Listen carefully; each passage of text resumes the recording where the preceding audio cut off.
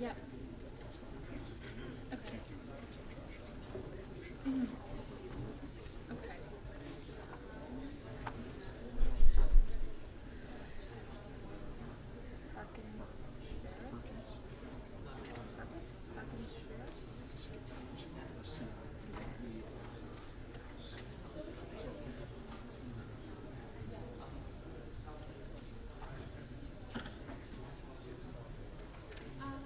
Yeah.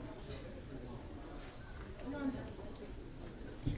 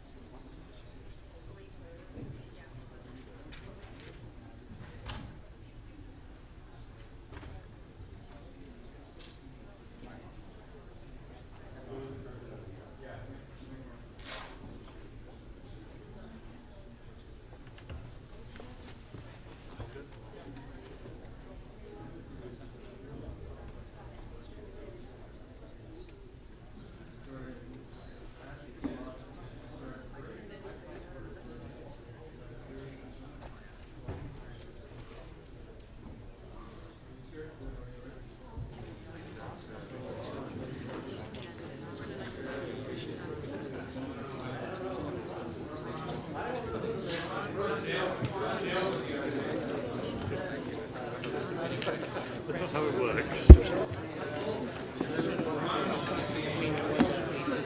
Was there one? All right, thank you. So you have to, Great. After yesterday going around having it checked, huh? Great. The microphone's on. Is it off now? Thank you. No. 2015, but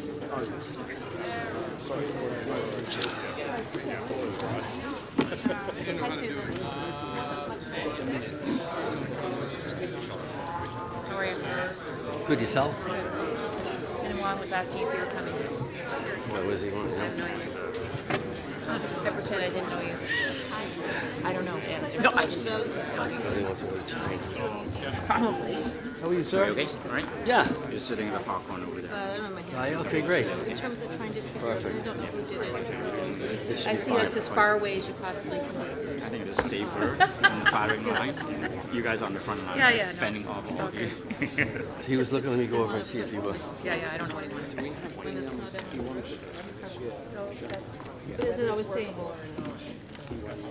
yeah, because it may have gone into a car house somewhere if you need, because I was trying to see my email. But it goes back to what do they want to put in the museum? Well, I don't think anybody can answer that yet, right? So all I'm trying to say is in Adam Giambroni's era, we did do had a museum consultant make Right. recommendations, but I don't know, we're looking for the report. Okay, great. But we don't want to talk about that today. right? No. But We I just was, wanted to go as if it's sort of like a small together.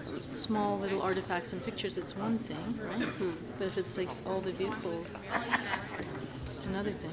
Yeah, maybe two different solutions. If it's all the vehicles, we already have the North Halton Railway Yeah, Museum has. so maybe that's already taken care of. Maybe it's the little things that we need to worry Maybe it's about. the little, like the gold tokens from when they opened the Bourdain Fort, Yeah. and the little interesting things, but maybe it's the big things too, I don't know. The other thing is, on the Donlands thing, report, we may want to sit closer together, like David and I will be, I don't know where you're standing. I'm here beside Keith, and between Keith and Mike. Okay, but when Donlands comes up and first both our staff are being asked questions, or we're being asked questions, and we should be together. If it's around the process, I think it's logical for David to speak to it.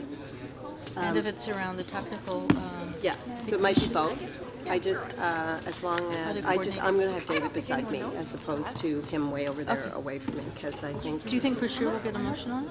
no, there won't be a motion, there'll be questions. There's gonna be questions, so, Okay. and it'll be, One of these mics is on. it's on? Hopefully everybody. Can you hear us? Yeah, one of them is on. On a Tuesday, he'd tell me, okay, we're closing the well, for the whole weekend. Is it one of those like 2 days? It's got to be. We have 2 weeks notice. What are you talking about? Yeah, we close these stairs. 300,000 people going up these stairs today. What are you talking about? Getting in the way of progress. Exactly. You're getting in the way. We're trying to build transportation. I know. Like, keeping Ellis Don back. And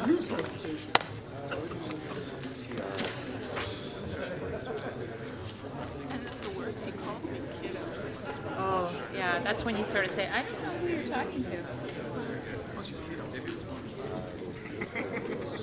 I cannot believe it. Like, I'd like to. Or I like getting sent an email where it's gentlemen. I'll try to follow. I know. I said alternate.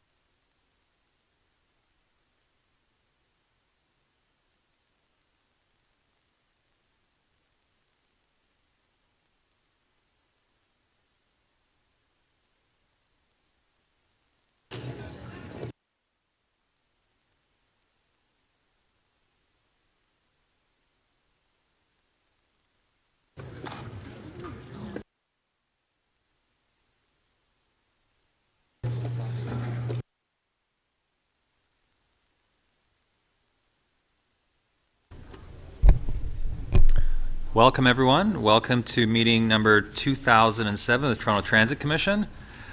Before we get started, I would actually ask that everyone in the chamber please stand for a moment of silence, and during this time let us remember Winnipeg Transit operator Mr. Irvin J. Fraser, who was tragically killed in the line of duty on the morning of Tuesday, February 14th. Operator Fraser was assaulted by a lone passenger while he stopped at the end of this route and succumbed to his injuries in hospital. He was 58 years old.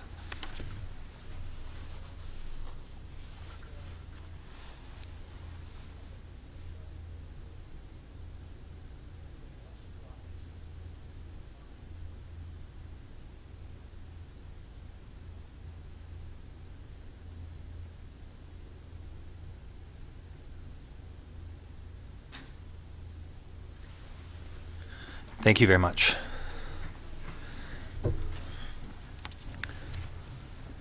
Before we run through the agenda, I'll ask if there are any declarations of interest on the Municipal Conflict of Interest Act. I see none. Thank you very much. Can I have someone move the minutes of the previous meeting? Commissioner Min Wong, all in favor? Moved by all in favor.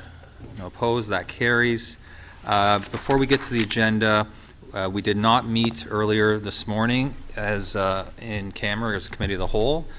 So my recommendation will be that we leave those items to the end of the agenda so that we can then go into, or at least the committee of the whole portion will do it at the end of the agenda.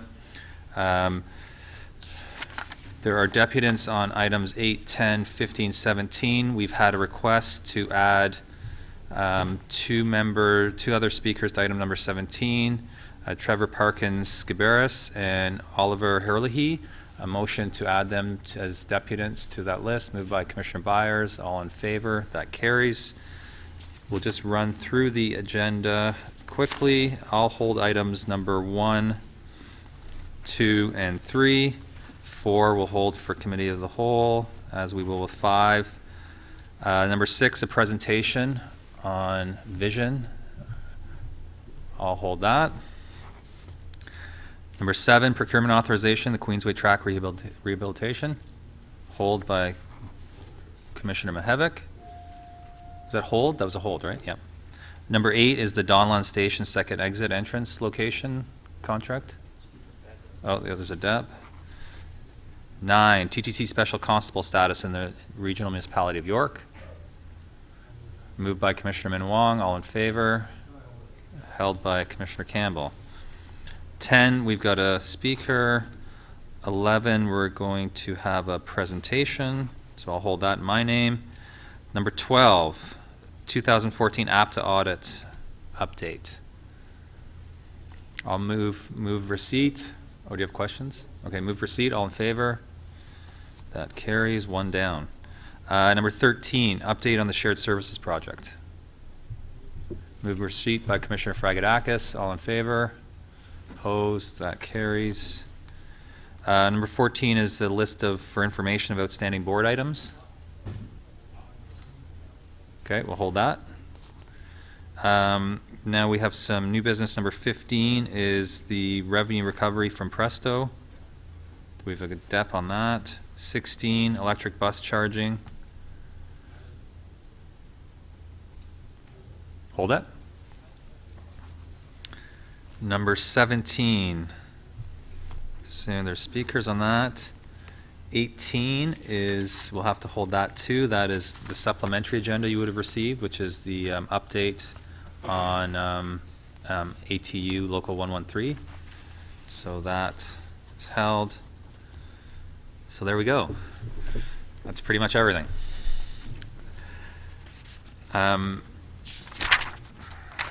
So starting with, are we good with everything else? Starting with item number 1, bless you 4 times. This is the, with recognition where the TTC and the TYSSE is receiving the Engineering Project of the Year for 2016 from the Professional Engineers of Ontario York Chapter. It's my pleasure on behalf of the board to welcome several members of the Toronto York Spadina Subway Extension Project team who on February 11th were awarded the Engineering Project of the Year by the Professional Engineers of Ontario York Chapter. PEO York Chapter is one of the largest chapters of professional engineers in Ontario, with over 8,000 members in York Region, accounting for 10% of their membership. With such a large engineering presence in the community, the Engineering Project of the Year award acts as the York Chapter's platform to highlight the engineering profession in the York community. To submit for the award, projects must have been 90% or more complete in 2016 and demonstrate a high level of engineering leadership under the following evaluation criteria: innovation, sustainability, commercial viability, and impact to the communities. The TYSSE project was submitted for consideration this year in this year's competition in the large company category. TTC led the submission as the project owner, working in conjunction with the 3 station design teams, ACOM, ARUP, and TSGA. After judging of the submission, the TYSSE project was shortlisted to one of 4 submissions in the category. And as the final step in the process, the project team delivered a presentation to a panel highlighting the features of the project that meet all the evaluation criteria. The project team is pleased to advise that the board that the Toronto-York Spadina subway extension was selected as the winner of Engineering Project of the Year for 2016. And so congratulations to the TYSS's team. And if I could ask those who we are honoring to come forward and give them a round of applause.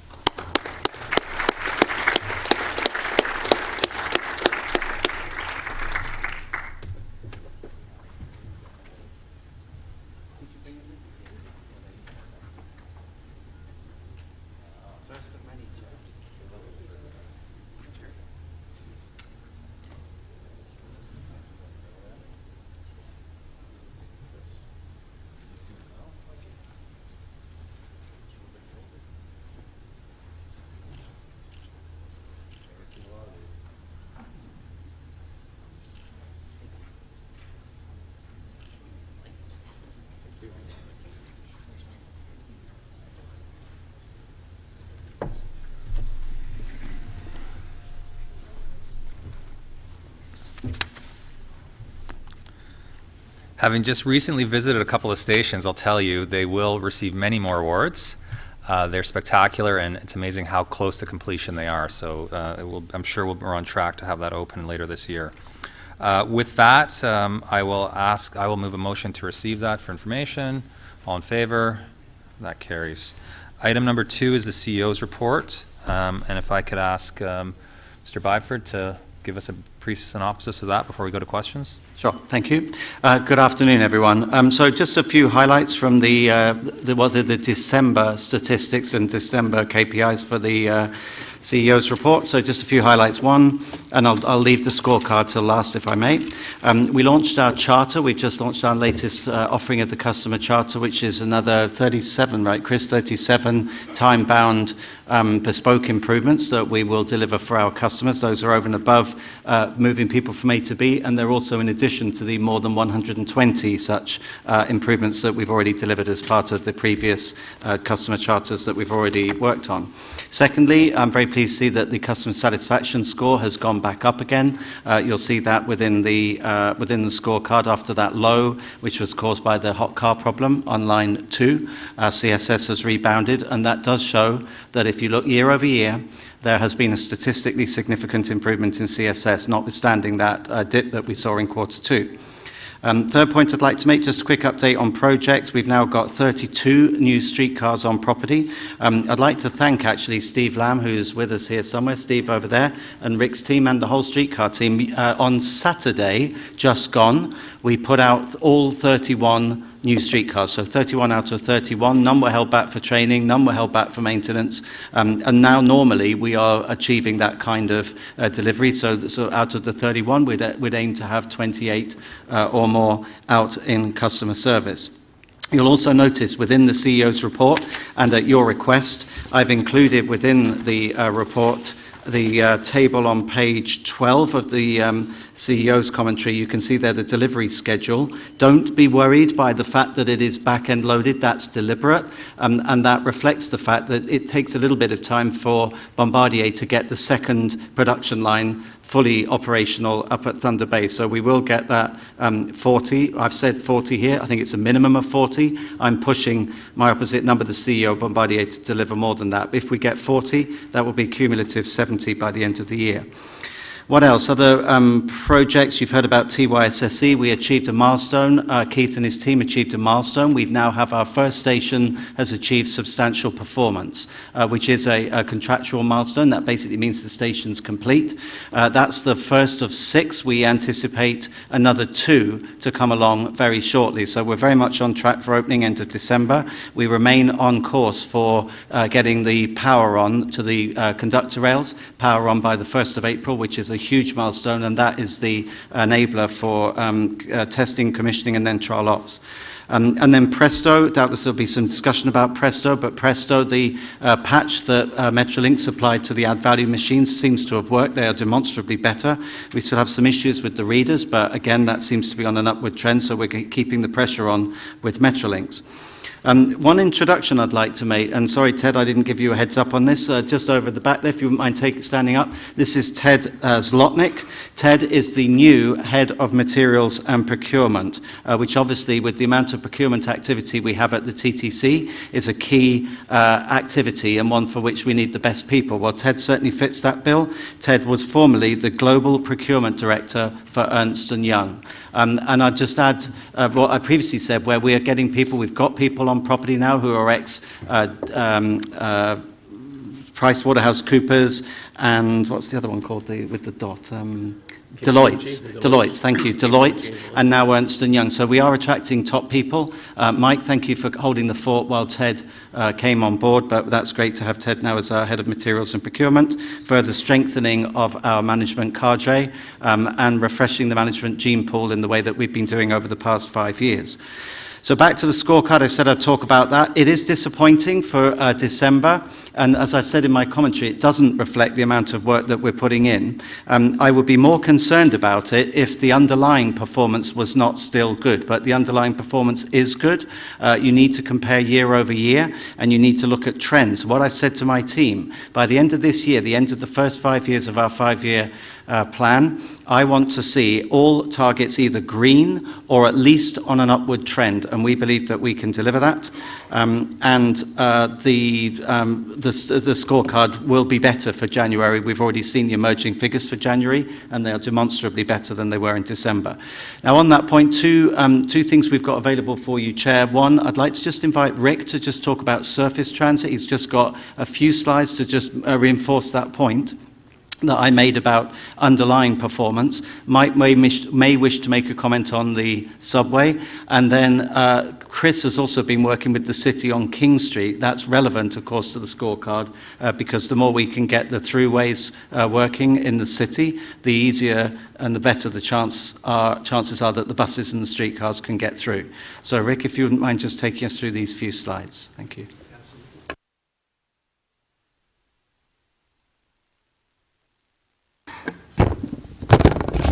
Absolutely, through you, Mr. Chair, if I could. On the slide above, when we establish our targets on an annual basis, we really should at the same time make sure it's clear that we're really trying to establish a baseline. And as you can see, for most of 2016, we had significantly fewer short turns right across the board, and we merged with 2015 near year's end. But on the right-hand side, overall, in just a 2-year period of time, we've reduced short turns by 63%. And as you can see in the bottom left, 2017, through our mitigation initiatives, we continue to improve to do better. Next, if I could. And the same was with the streetcar. Again, at the far right, almost 80% reduction in short turns in a 2-year period of time. And at the left, we're continuing to do better in 2017. You know, when you do comparisons between 2014 and 2016, you see that there is better than 3,000 fewer short turns on a weekly basis. Now, that 3,000 short turns, that's reducing the negative impact to about 200,000 people on a weekly basis that get to stay on their vehicle. And when you put time against that, you know, if they get on the next vehicle and if it only takes 5 minutes to get on that next vehicle, that's about 1 million minutes a week on which we're saving our customers from inconvenience. Next, if you could. One of the things I really like about what's happening in the field with our staff is the granularity of knowing where these short turns are occurring, what is happening and why. And we just put that up there for the fact that we know that 6 routes account for about 40% of all short turns. A lot of it's construction, TYSSE, and Edmonton Crosstown. Same is true when it comes to the streetcar. Queen and King amount for better than 60% of all short turns. So they're working on mitigation initiatives to continue to improve in this area. Next, what I'll show you is, you know, when you look at the on-time performance, you see it seems to appear stagnant, but we're going route by route. There's 170 plus bus routes that we have to work on. And this is just an example of Steeles West, the 60 route. We added some time for the travel time from A to Z, and you can see in 2017 we're already seeing the improvement on this route. Same with the one just below, the 165 Weston Road. Similar improvement to this route. We're going route by route. Now, the key here is the continual improvement. We haven't hit the target yet, and it takes a few years to continue the modifications because it's also seasonally based. Next, if I could. You know, I showed 2 bus routes, but we also know when it comes to streetcar, you know, what's happening. The chart above shows, is there anything on the left-hand side, Kev? Is there one more tap? See if something else pops up, if you would. Yes, thank you. On the right-hand side, you can see the on-time performance at Queen, And it was consistent up until we had the construction of Queen this year, and the on-time performance went down. For me, with staff, it's the ability to know what mitigation initiatives need to take place. The big picture is, from an on-time performance perspective, and the big number, it looks low. From the small picture, staff understand what's happening, and they're making the short turns purposely to try to improve our service. And we know, again, coming in 2017, when we have to do the sidewalk work, we'll have some impact again, and we're working for that. One more, if I could. When we talk about mean distance between failure, we talk about how the reliability of our fleet is. But we wanted to just show you, at the top chart, it shows you the number of vehicles we had to swap out only 2 years ago on a daily basis. 100, 120, 140 vehicles a day. The bottom blue, all right, shows you that this year, the improvements we've put in place are working. We have somewhere between 60 and 100 vehicles a day staying in service, all right, which previously failed in service, which negatively impacted the on-time performance, the KPI for mean distance between failure. So on bus, we're definitely heading. It's all about trending. We might not always be there, but we're trending in the right area. Streetcar, the bottom chart, I would say this is what gives us a little agita, all right? We know that we've had to replace streetcars with buses. We know that on a daily basis, the number of streetcars that have to get shifted off. We also are aware that the new streetcars are staying on at a greater percentage and being able to be corrected in the field and with less delay, where the old streetcars have to come off right away, or if they have a power problem, they stop and they have to be towed. So this is where we're really focusing, and we're really paying attention, and we're educating Bombardier on the fact that the importance of their delivery this year is to help us in this area. Thank you. Thank you. Mike, did you want to mention anything about Subway?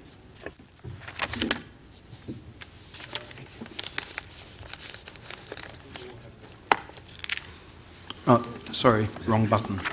Through the chair, period 12 was disappointing across the board, and I happily take individual questions. I don't have a presentation, but the message for 2016 is that over the year we were down in the number of incidents and delays across a lot of the system. We've had a good period 1, and the number of signal failures is down, the number of plan Bs, track fires is down, the number of speed control incidents are down. So we actually head into 2017 in a pretty good state, but I'd rather take individual questions than generalise. And Chris, would you like to just update the board, please, on where we are with the study with on King Street with the city? Yes, absolutely. Thank you, Andy. So we'll get the first slide. There we go. So as everybody in this room knows, King is the busiest streetcar route that we run, and in fact the third busiest route that we run in the city. So it is in fact busier than 2 of our subway lines. And in line with that, and in line with the number of motions that this board has passed over the last number of years, we have been working very, very hard with transportation services and city planning to start to address what we believe we can do to fundamentally improve King. Over the last couple of years, we've tried a number of interventions, including restrictions on lane turns, including clearance times for parking, that fundamentally have not served to address the problem we have on King, which is through this central core, many of our streetcars are actually moving slower than walking speed. So in line with that, and in line to begin to address this and enable our customers to have the level of service that they require to move the 65,000 people a day we move on King, we've been working with transportation services and city planning to figure out what sort of intervention can we actually do.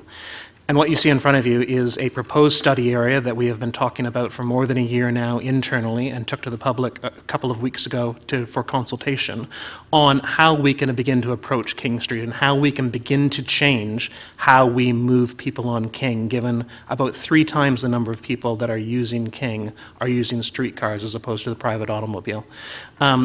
To be clear, there's not going to be one intervention across all of it. Every bit of King is different, and we will be trying a bunch of different things in a pilot.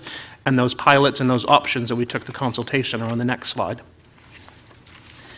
So to be clear, there are none of the proposals, those block options that we are looking at, restrict vehicular traffic to any of that section on King. So all of the options that we are looking at continue to allow deliveries to be made and for cars to access local areas.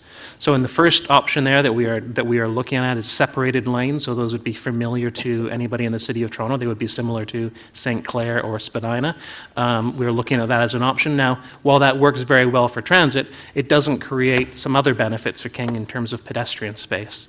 Option B is alternating loops. So this allows vehicles to access on alternating blocks from the east or the west while not allowing through trips to reduce the number of trips that are taken on King.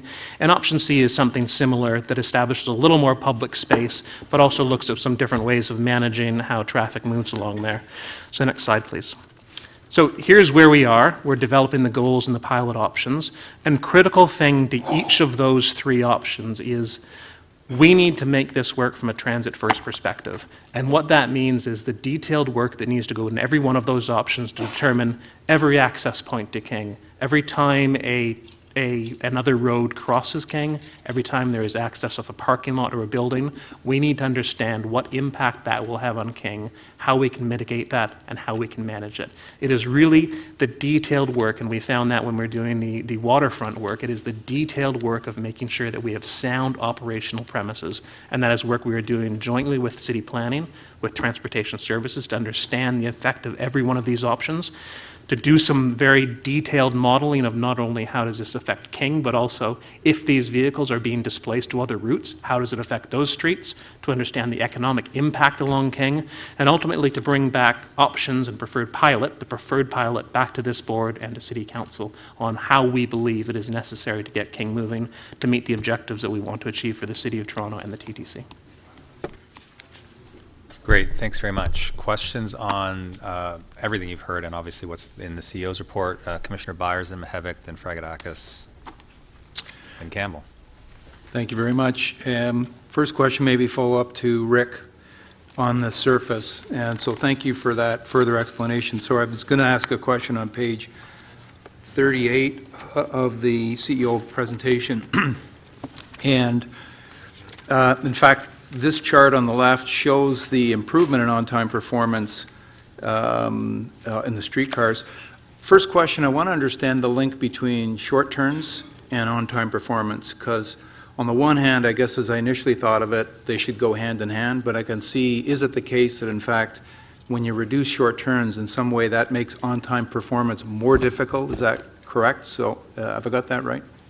Through you, Mr. Chair, that is correct. What we're really trying to do is establish what is the true travel times required to get to A to Z.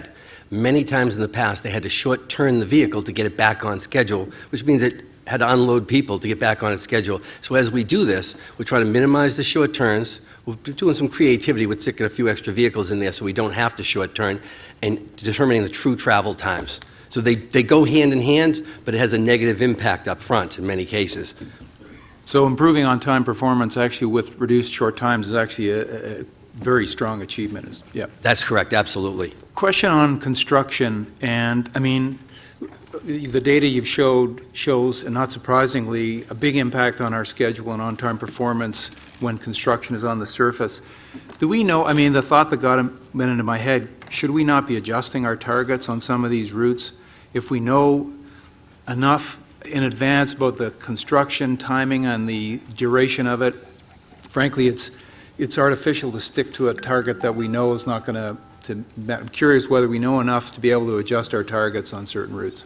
I've had this discussion a number of times with our CEO, and my belief is keep the target where the industry standard exists, and then have staff learn to work and put in mitigation initiatives in place, all right, to work. It's about continual trend improvement as opposed to hitting the target. I'm okay that we don't hit the target, but the more and more we learn, we should be continually improving and moving our way towards the target, if that answers your question.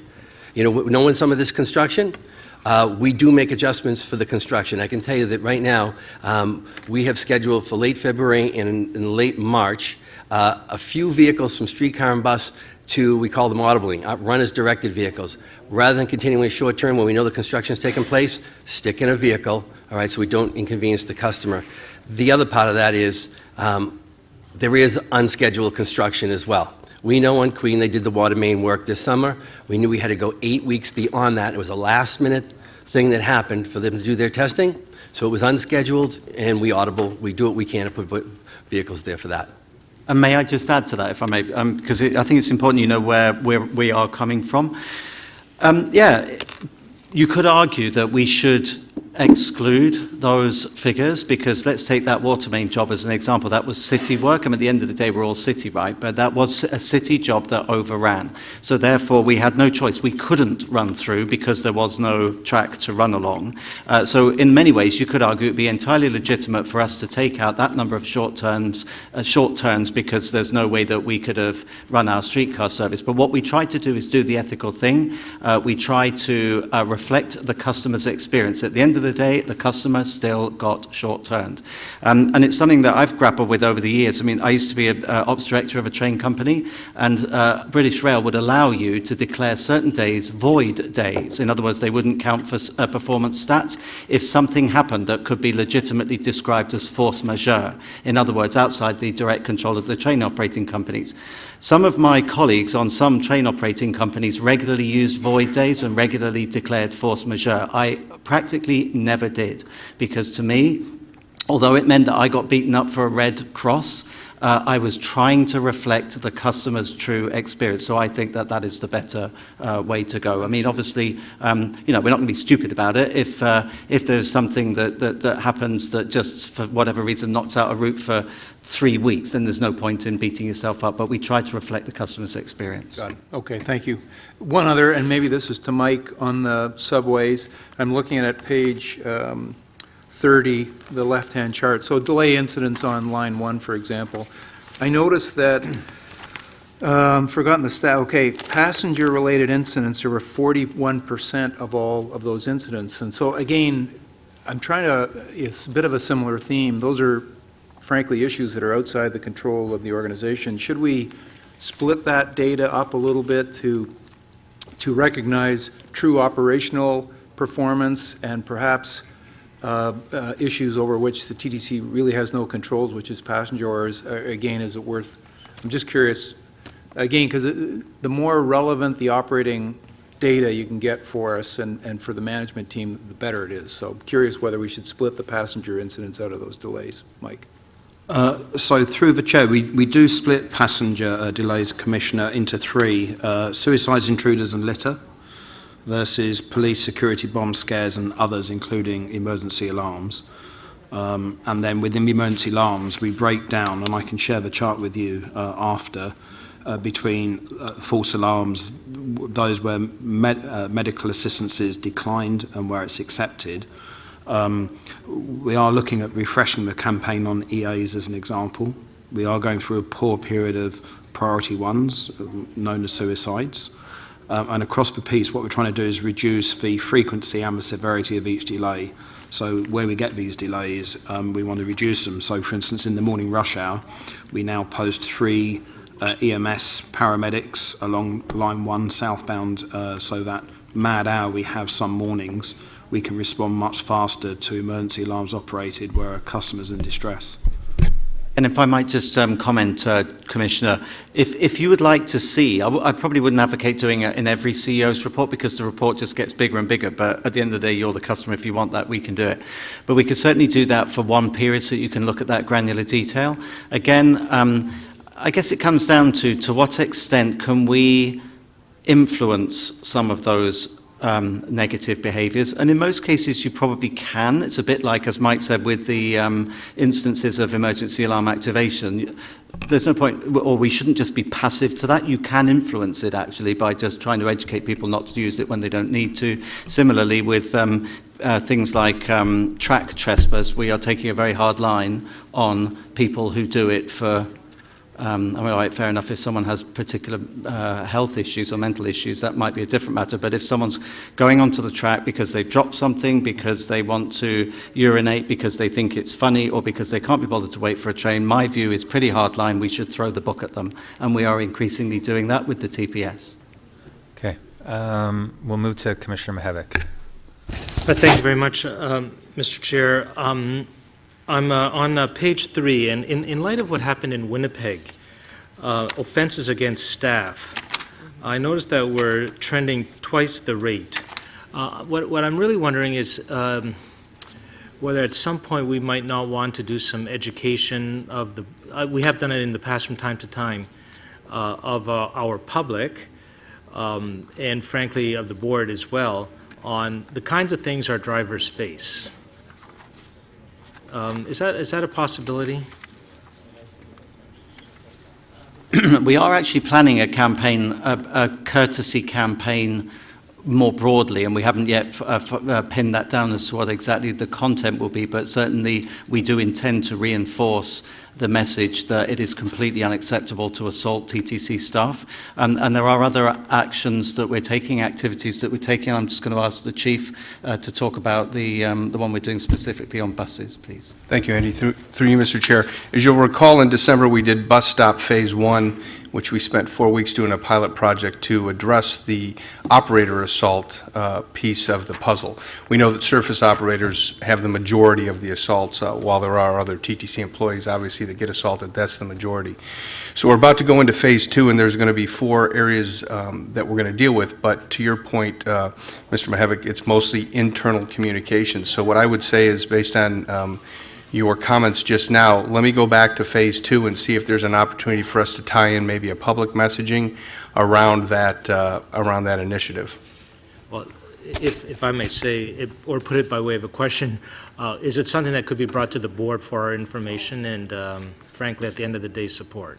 Certainly, absolutely. We'll meet with our customer communications folks and our CorpCom folks and see if there's an opportunity for a campaign there. The second question is, I was expecting, frankly, given that the city went so public around the King Street, that it would be a separate item on the agenda. And it seems to me, I'm reading your lips there, we will get a chance as the TTC to provide a very TTC-focused input into the King Street study. Okay, great, thank you.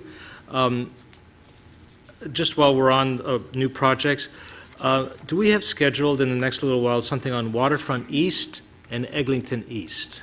Is that coming down the pipe, and where is it? Those are the 2 projects that are kind of hanging out there that I think are in the next wave of projects.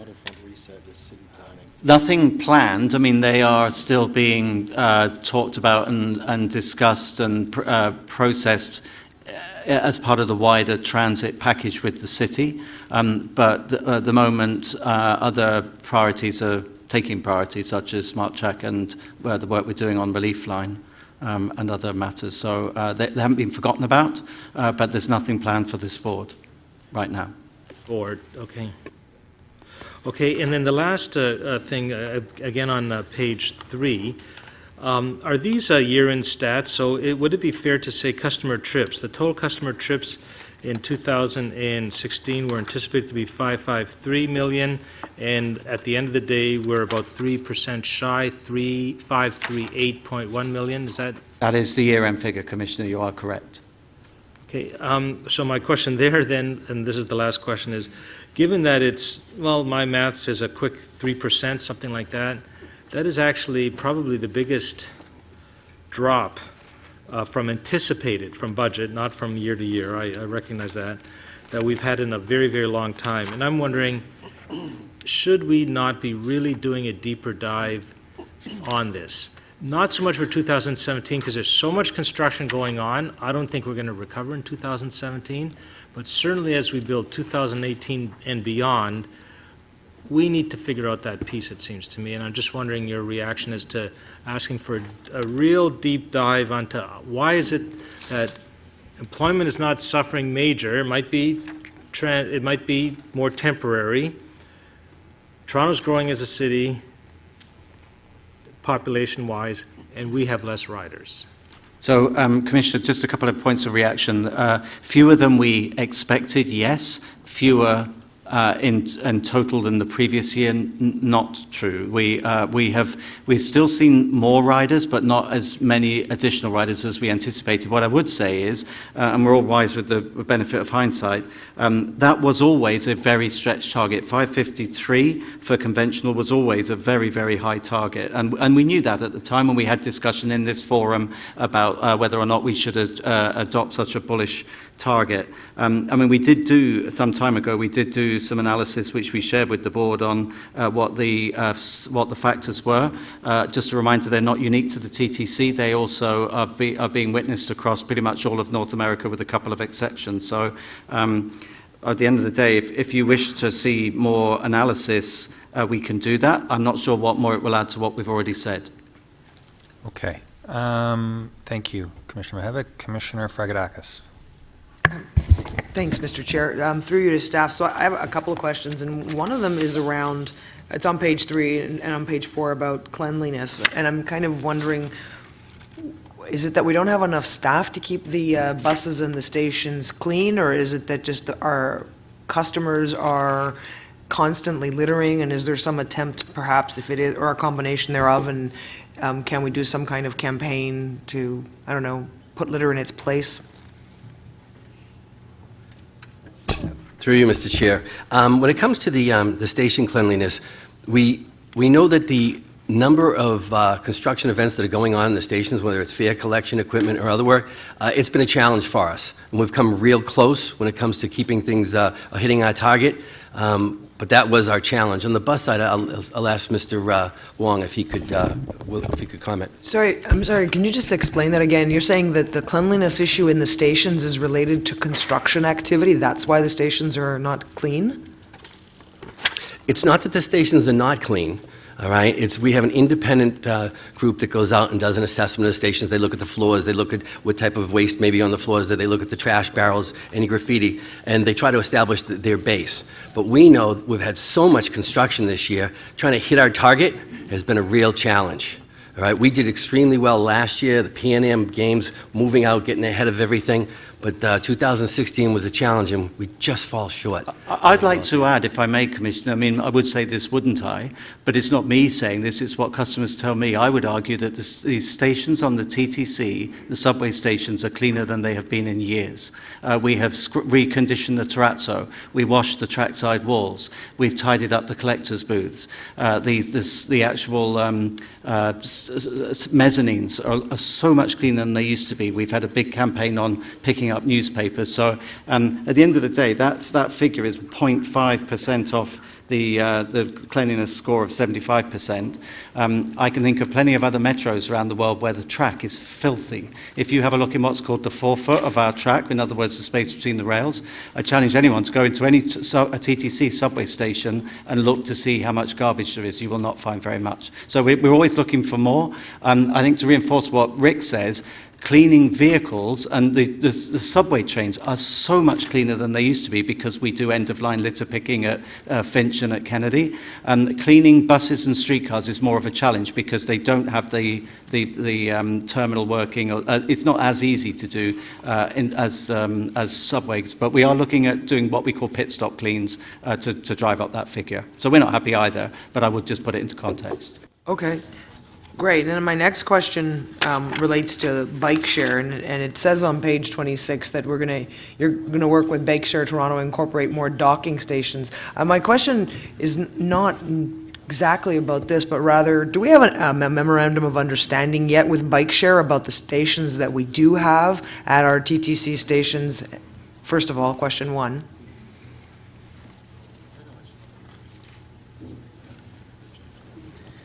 I think we are still working on that. I can think of the particular example you may be thinking of, and I think we are still working on that, but I'll get an update to you following this meeting. Yeah, that would be helpful, because I would like, if we're going to go forward, that if the bike share stations are going to be at TTC stations, that they actually don't block doorways. Absolutely. Thank you. Commissioner Campbell.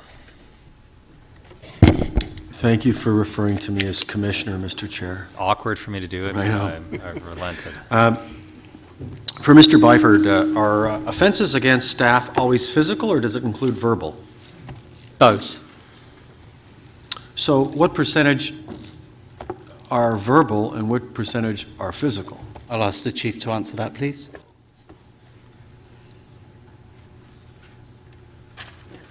So 40% of all operator assaults were motivated by fare or transfer disputes, and 34% of all operator assaults involve expectorant or spitting, and 31% involved the suspect striking the operator with their hands or their feet.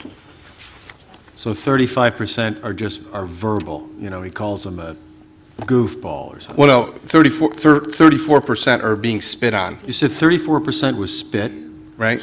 And 31, 31% is physical. I'm sorry, you're doing the math the other way. Oh, Okay, sorry. sir. Say it again. That's fine. 31% was striking the operator with their hands or feet, Right. 34%, and then the other percentage would be threatening. Okay. Like threats. Yeah, I'll remember you, I'll come back and get you, things of that nature. Okay, good. Page 24, on express buses, mentions that we have 15 express buses. How, I think it says 15. We introduced 5 new express buses to reduce crowding. No, my question was, how many express buses do we have? And do we use them to augment overcrowding on the subway? And if not, why? So we have about 20 different routes that we run as express, and we have sort of 3 different kinds of express. We have our downtown express, which is a double fare, and mostly sort of picks up from one area of origin and then delivers you to where you're going for a double. Can you just give me an example? The 145 downtown Rocket. And where does that go? The 145, gosh, I can't remember off the top of my head. The 142 Avenue Road goes from north of Lawrence to downtown. They all start in areas where we think there has been ridership in the past, and they deliver you downtown. Then we have our Rocket series. An example of that would be the 1992 Airport Rocket. Right. Again, that is kind of a point-to-point where there are 2 nodes of high ridership.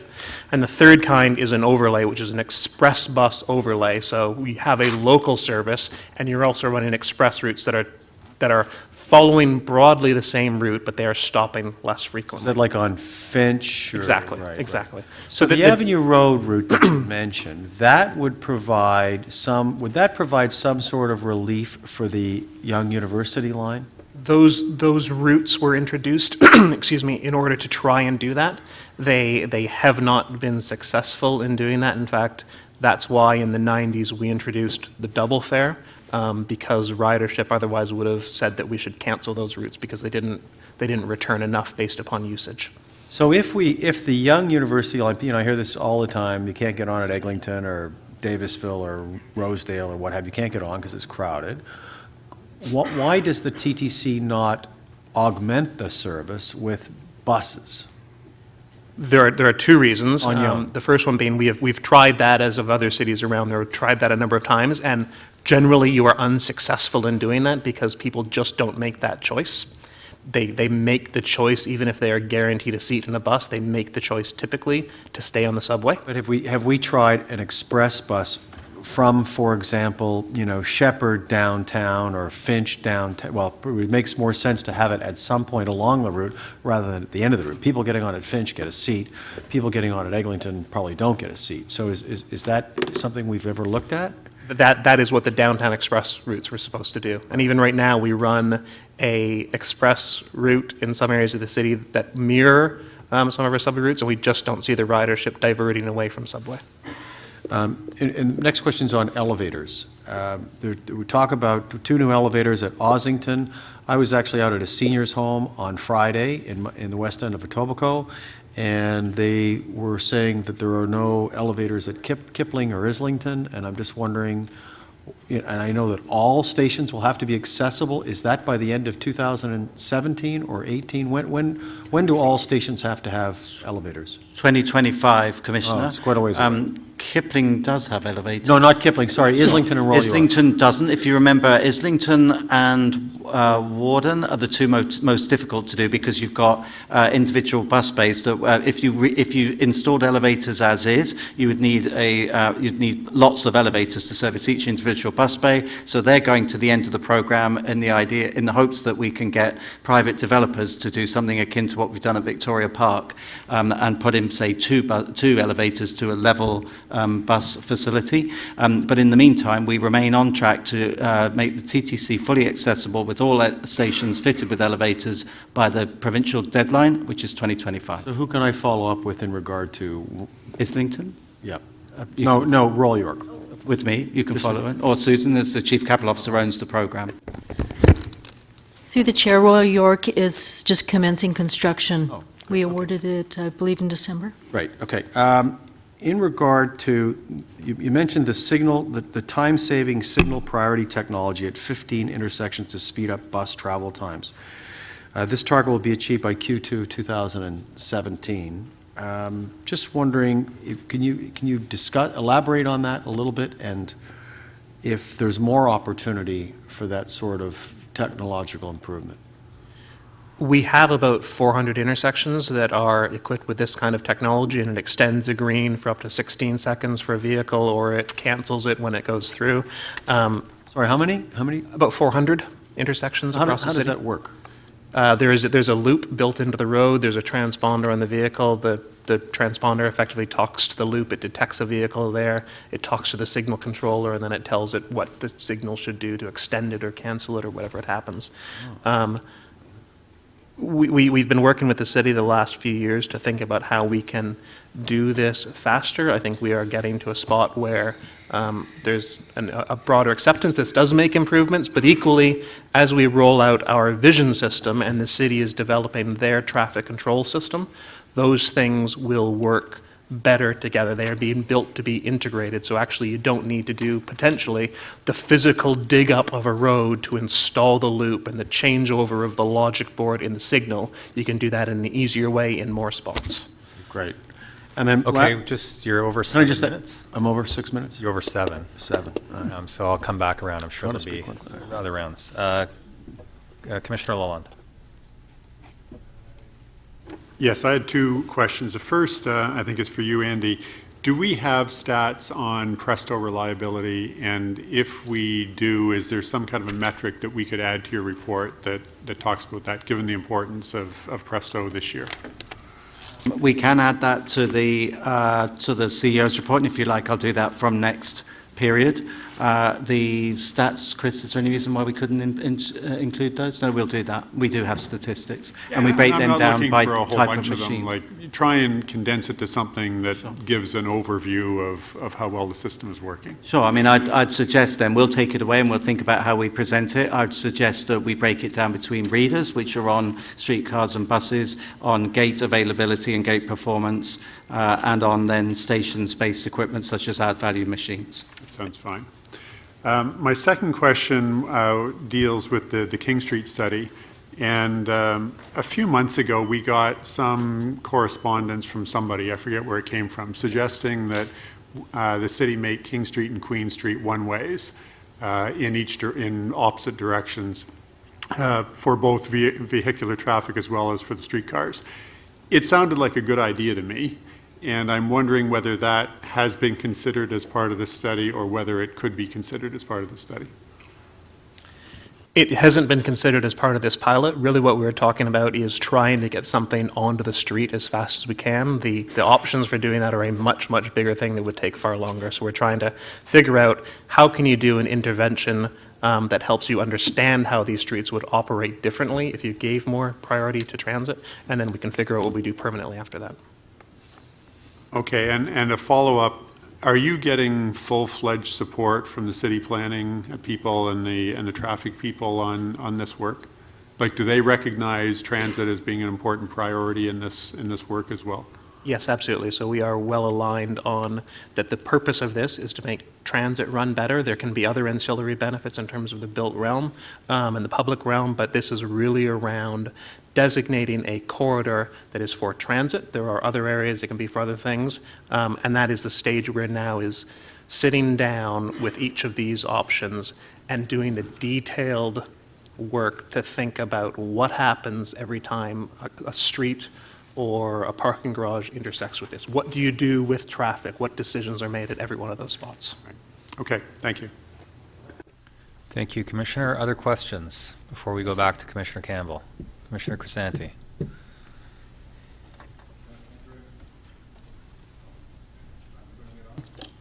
There we go. Yes, so just a couple of questions on the security aspect. What contributed to the spike of 79% higher than 2015 with respect to offenses against staff? What do you think is different from a year earlier? may have contributed to it. Through you, Mr. Chair, I'm sorry, I missed part of your question, Mr. Crisanti. You want to know why The spike. the spike against operators? Well, it says here on page 17, it's 79% higher than the corresponding rate of December 15. So I don't have the document in front of me, but basically, year over year, we've seen an increase. Thank you, John. Thank you.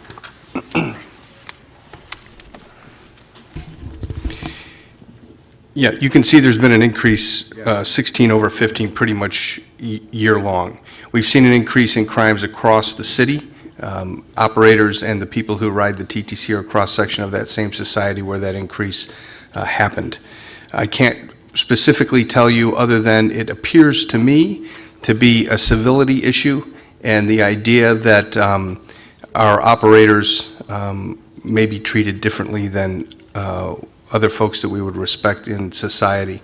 And so I think that Mr. Mahevik's comment on the public campaign would be the next step to move towards making sure the public understands the importance of respecting TTC staff. We're working on it from a law enforcement perspective at this point, and that's about my best guess at this point, other than crime is up across the board. I think if I may add to that, Commissioner, the other factor, and it's listed within this report, is that undoubtedly fair disputes play a part. We are enforcing the proof of payment and regime that you rightly expect us to enforce, and although we have said to operators, do not put yourself in harm's way, do not hold up a line of route in order to secure one fare, our staff are professionals and they do try to get people to pay the correct fare, so that undoubtedly does lead to some points of conflict.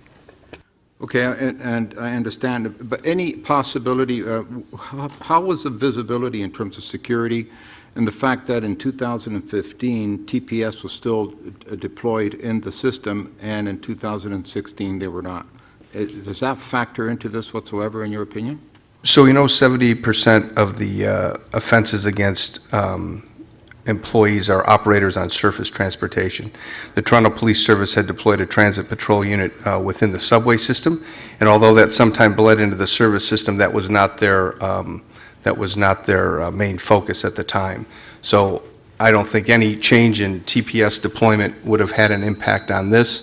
We had less visibility in 2015 than we did in 2016 for special constables on surface routes, so that's not an answer to that question either. So I really think it's an attitudinal issue, and I think it's a bit epidemic when it starts to spike like that we need to try to make sure the visibility is there, and that's what we're doing through Operation Bus Stop.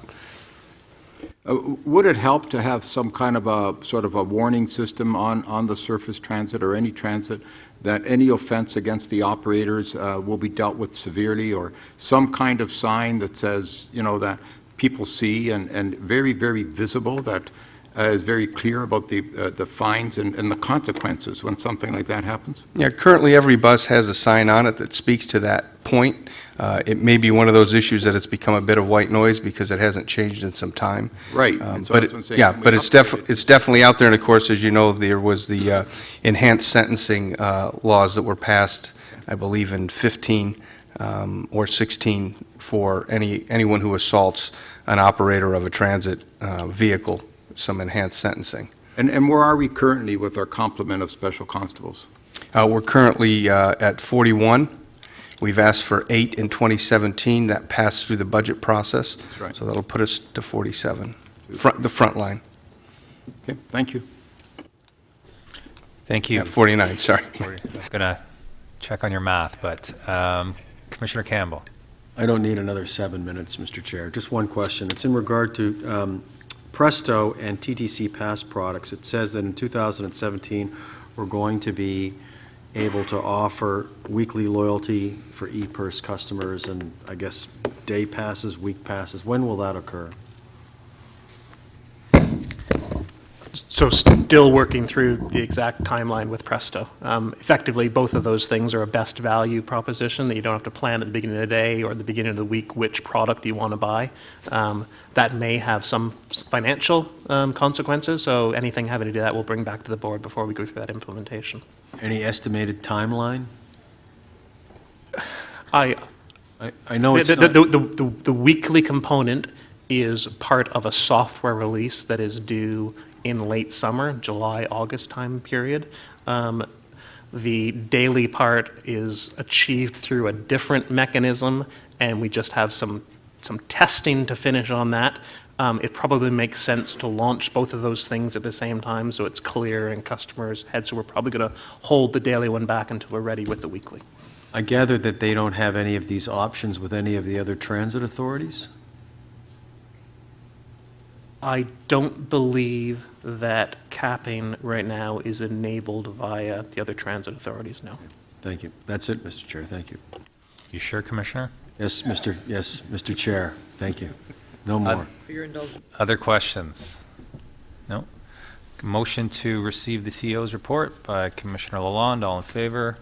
That carries.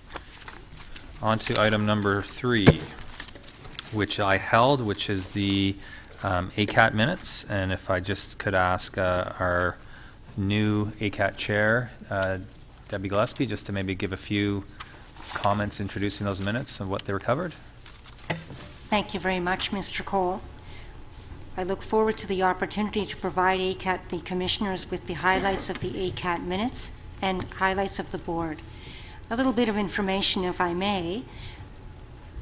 I've had the great pleasure of working with Mr. Byford, Mr. Cole, and Mr. Heisey as part of our quarterly meetings in the past year. This has given me a chance to meet them and interact with them on a personal level in the sense that I know who they are by voice. I encourage all of the commissioners, if you wish to come and introduce yourself to me. And if you do that, please say your name and so I can know who you are, as I'm not able to see your faces. Thank you very much for that. I would be remiss if I didn't thank the previous chair of ACAT, Mazen Aribi, he has provided great guidance for 2016 and allowed me to learn as I go along, and I do appreciate that, sir. He's demonstrated commitment, and his boundless sense of fairness has been evident throughout the process. A little bit about connections.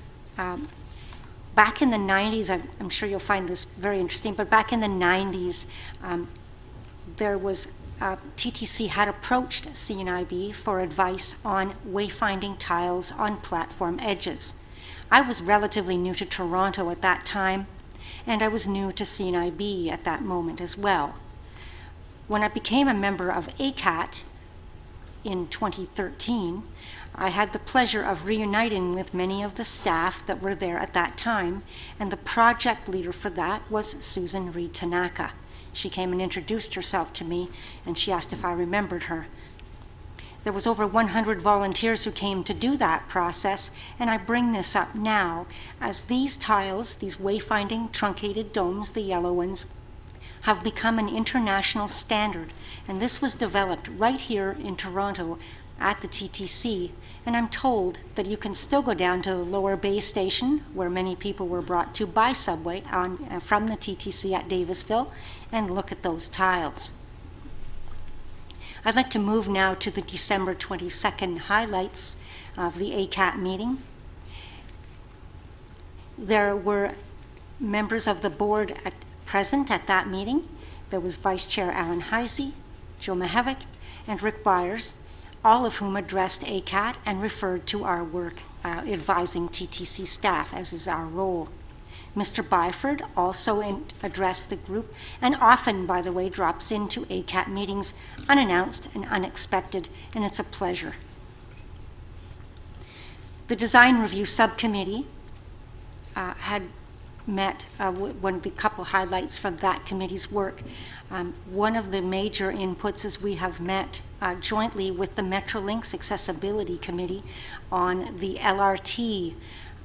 The Design Review Committee has had 2 meetings with this group and has asked and provided meaningful input into the accessibility features of the LRT, asking for some consistency between accessibility features of both the Metrolinx, LRT, and the well-known and well-crafted TTC. In the communications side,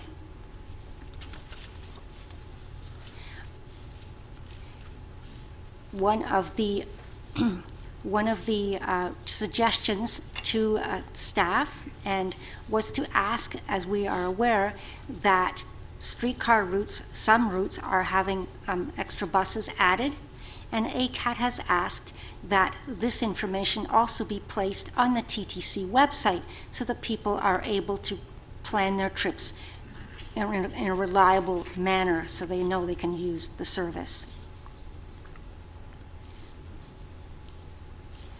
I'd like to thank the board for the opportunity to present the ACAT minutes of December 22nd, 2016. Thank you.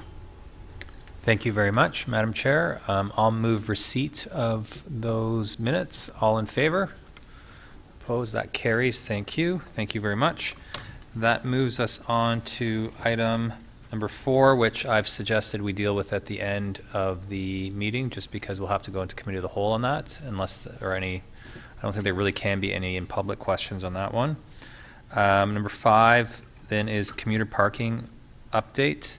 Are there questions of a public nature, or do people want to, recognizing that was here last meeting, go to save that for an in-camera discussion? I have in-camera questions. Okay. Does anyone have public questions? Okay. So we'll wait on that. Number 6 is a presentation, and it's the vision program update. And I think Kevin's setting that up.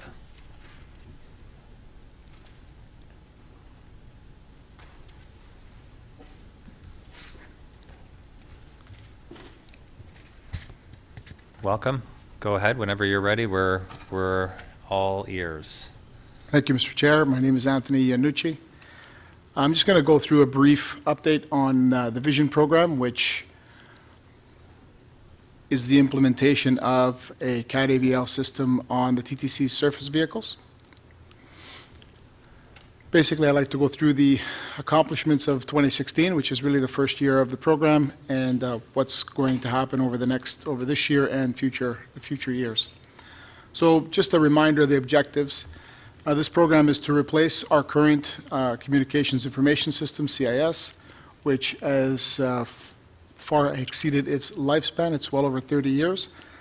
Also to replace our end-of-life stop announcement system, which is also having problems getting parts right now, and we've been working to keep our current system running.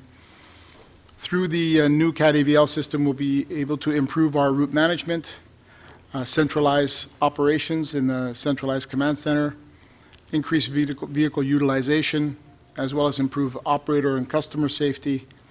And we're looking at implementation by the end of Q1 2020. So a little bit about 2016. In 2016, we awarded the contract for this part of the project to a system provided by an organization called Clever Devices. Clever Devices has installed this across North America, and we completed a prototype installation. There's a bit of a picture there to show ergonomically how it's going to fit on the vehicle. We've had our operators go through that and ensure it's going to fit. That's the aesthetic piece as well as the ergonomic and safety piece. On top of that, we've gone through and completed the final draft of the final design, which includes many, many parts of the system. It's getting on all our vehicle types, which is a number of buses and obviously the streetcars, as well as all the integration with the other systems, the scheduling system, et cetera, and as well as our customer information systems. So we've gone through that, and we're in the process of reviewing the final design to get that signed off. As well, in 2016, we started work on the new Operations Control Center, which centralizes control for all our surface vehicles within transit control. So we'll end up with one center for surface and subway. We have a lot of work ahead of us. 2017 milestones, we'll be completing the Operations Command Center construction, getting the center outfitted with the appropriate hardware and a place to get started as far as managing our routes from a central place. We'll complete factory acceptance testing, which basically means the system will be in place, and we'll be conducting a mini fleet test across 15 buses and 2 streetcars. What this will allow us to do is ensure that all the end-to-end integration is working properly, that our operators who are going to be part of the mini fleet will be able to understand the system, and whatever changes we have to make before we start on a full rollout of all our surface vehicles, we'll kind of work out the bugs, if you will. We're planning for, in the fall, a public demonstration where we'll be able to have the tracking will be working and be able to show on all our vehicle types what the implementation looks like and start to demonstrate how things are integrated, including some of the customer features. And then we begin the installation in earnest, which is most of the heavy lifting, getting it installed on all our surface vehicles over the course of 2000 and starting at the end of 17 in through 18. So 2018 and beyond, complete the existing bus fleet installations, accept new buses with vision system installed. So we are going to be working on bus purchases in the future to ensure the system comes already equipped on our vehicles, a system that then can just be commissioned as the buses arrive, and complete the existing streetcar fleet installations. For 2019 and beyond, we'll be working through the LFRVs as they come through, as they get delivered. We'll have that sort of a final system acceptance. So we're going to be going division by division as we're doing this implementation. So the final system acceptance will be in 19. We'll already be running routes on it. All those things will be happening. It's more of a contract milestone. And we get into running warranty and maintenance over the remaining out till 2026. So what we'll be looking for is our improvement in route performance management. Definitely more real-time information, more integrated information between how vehicles are, the timing points for where they're reaching stops, the timing points for how customers, how the route is operating in real time as opposed to having to look at it later, as well as being able to feed that back into any service planning and route management done on the street as well as in the center. Improved operator performance management, so the vehicle itself will have the ability to provide information on how it was operated throughout the course of any day. Real-time customer information. If, for example, we have to do basically go off route because of an accident or make some type of adjustment, we'll be able to provide that information in real time to customers. And vehicle monitoring. The opportunity to see how a vehicle is running en route, therefore deciding whether or not to pull the vehicle over for a change-off and inconvenience customers, or whether the vehicle could run to the end of the shift, and also provide some distant early warning for maintenance for obviously the rest of the time the vehicle is going to be operating, and an overall reduction in operating costs through being able to better utilize the fleet and manage the fleet, as well as some changes when it comes to how we provision information for our customers. So right now, things are all green. We are tracking well when it comes to what our original schedule was, as well as the scope. Some of the risk really has to do around the delivery of the low-floor streetcars to be able to manage the installation of those. The rest of the work is progressing as we expect. Any questions? Great, thank you so much. I think there will be. We'll start with Commissioner Crisanti. No, thank you, Mr. Chair. Just two questions on slide 8.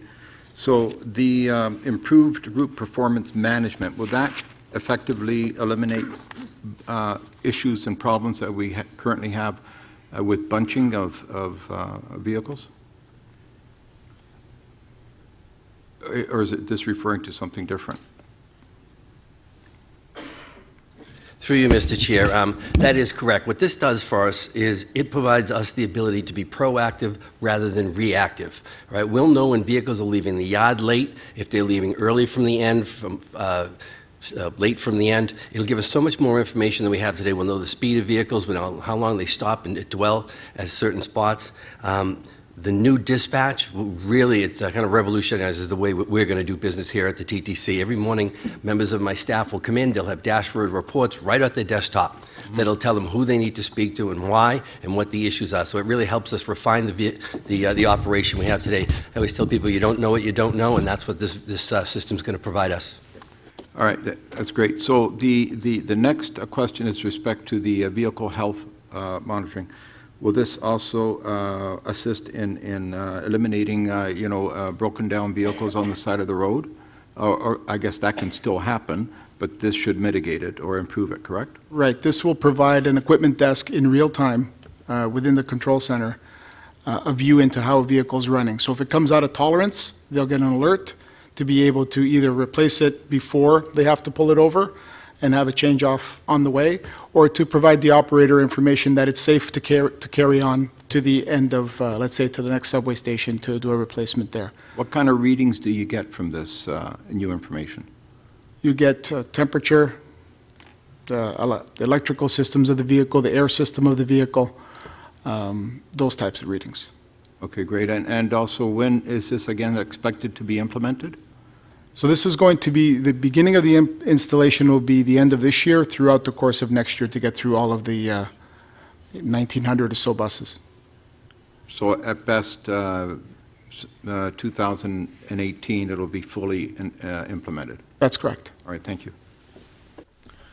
Other questions? Commissioner Mahevik?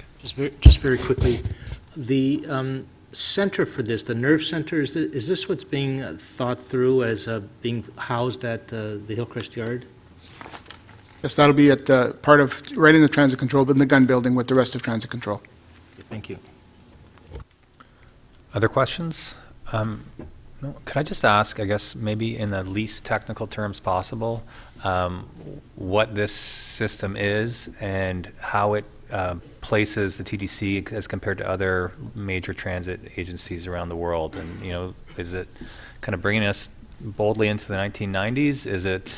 Is it bringing us kind of where we should be and every other system will be when this is implemented? Can I just get a sense of that? Sure. Because I think it's a difficult one to convey to our passengers. Like, what is this? Does it mean just more reliable,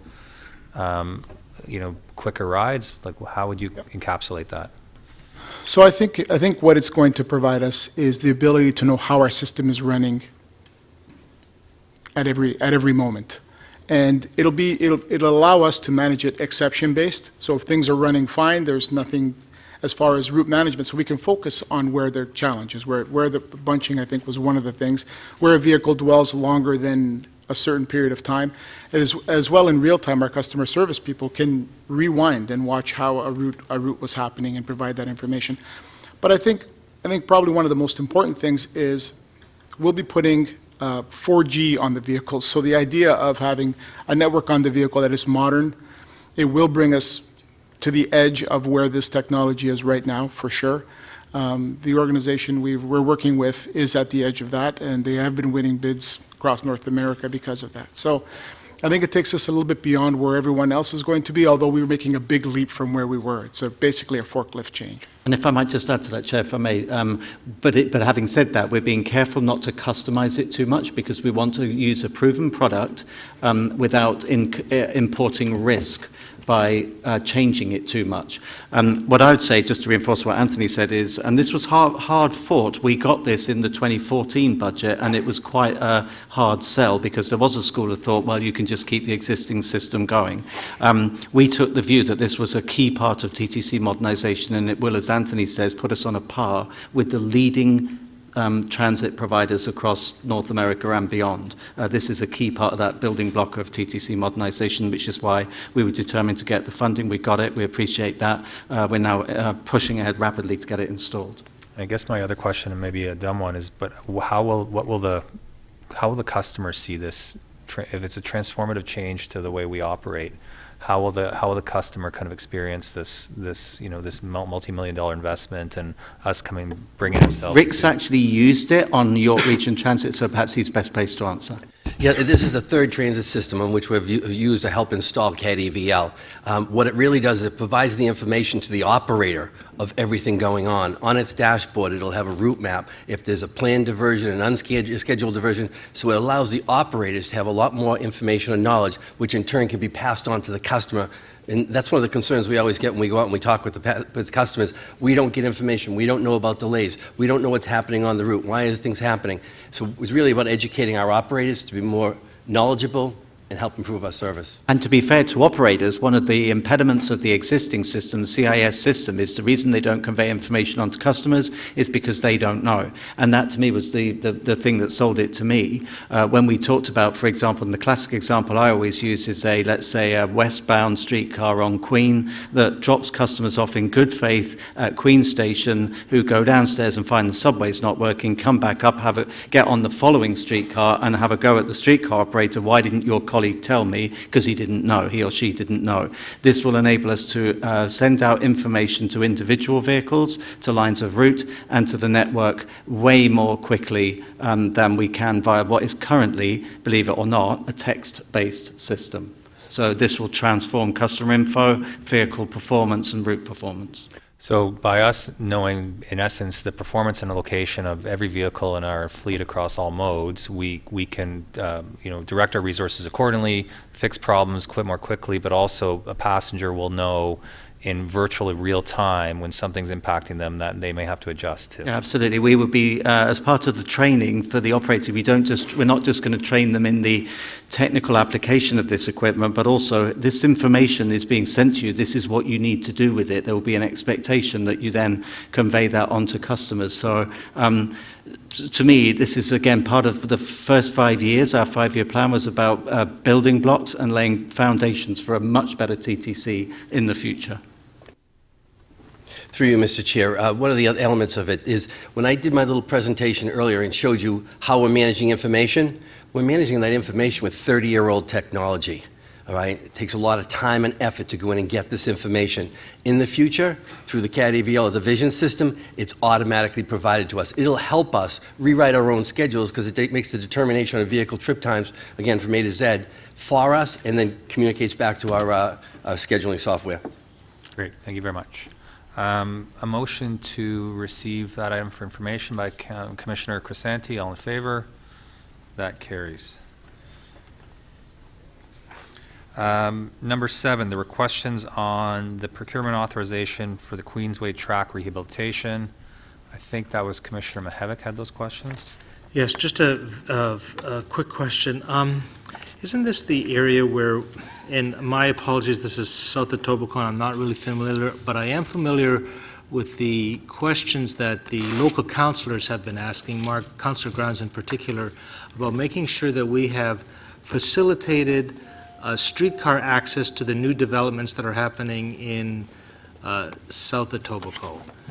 Does this, has this project taken that into consideration? I don't know who I'm speaking with.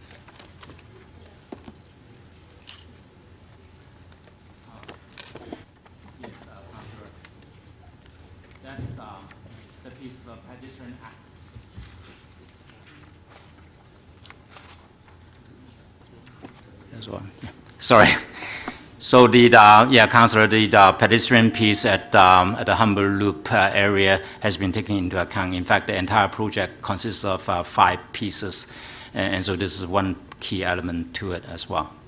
So will we have an ability to go, will passengers have an ability to go along the Queensway, Queen Street, Queensway, to the loop, and there'll be a streetcar connection from there into south Etobicoke, including the lakeshore? Is that fair to say? Yes, that was the plan. In fact, the councillor has been informed and consulted with us. Wonderful. Thank you so much. Thank you. Commissioner Byers? So I know this is our standard practice, but I'm curious, so in Appendix B, we give all the bidders and their bids down to the penny. And is this something that the procurement community is okay with? I mean, to be honest, it's, and again, I don't know whether we can change it, but My worry is if people might avoid wanting to do work with the organization if they know that their bids are going to be as publicly as they are, and in the long run, that hurts us. So I'm just curious what the procurement community thinks about this. Vince Roto, CFAO.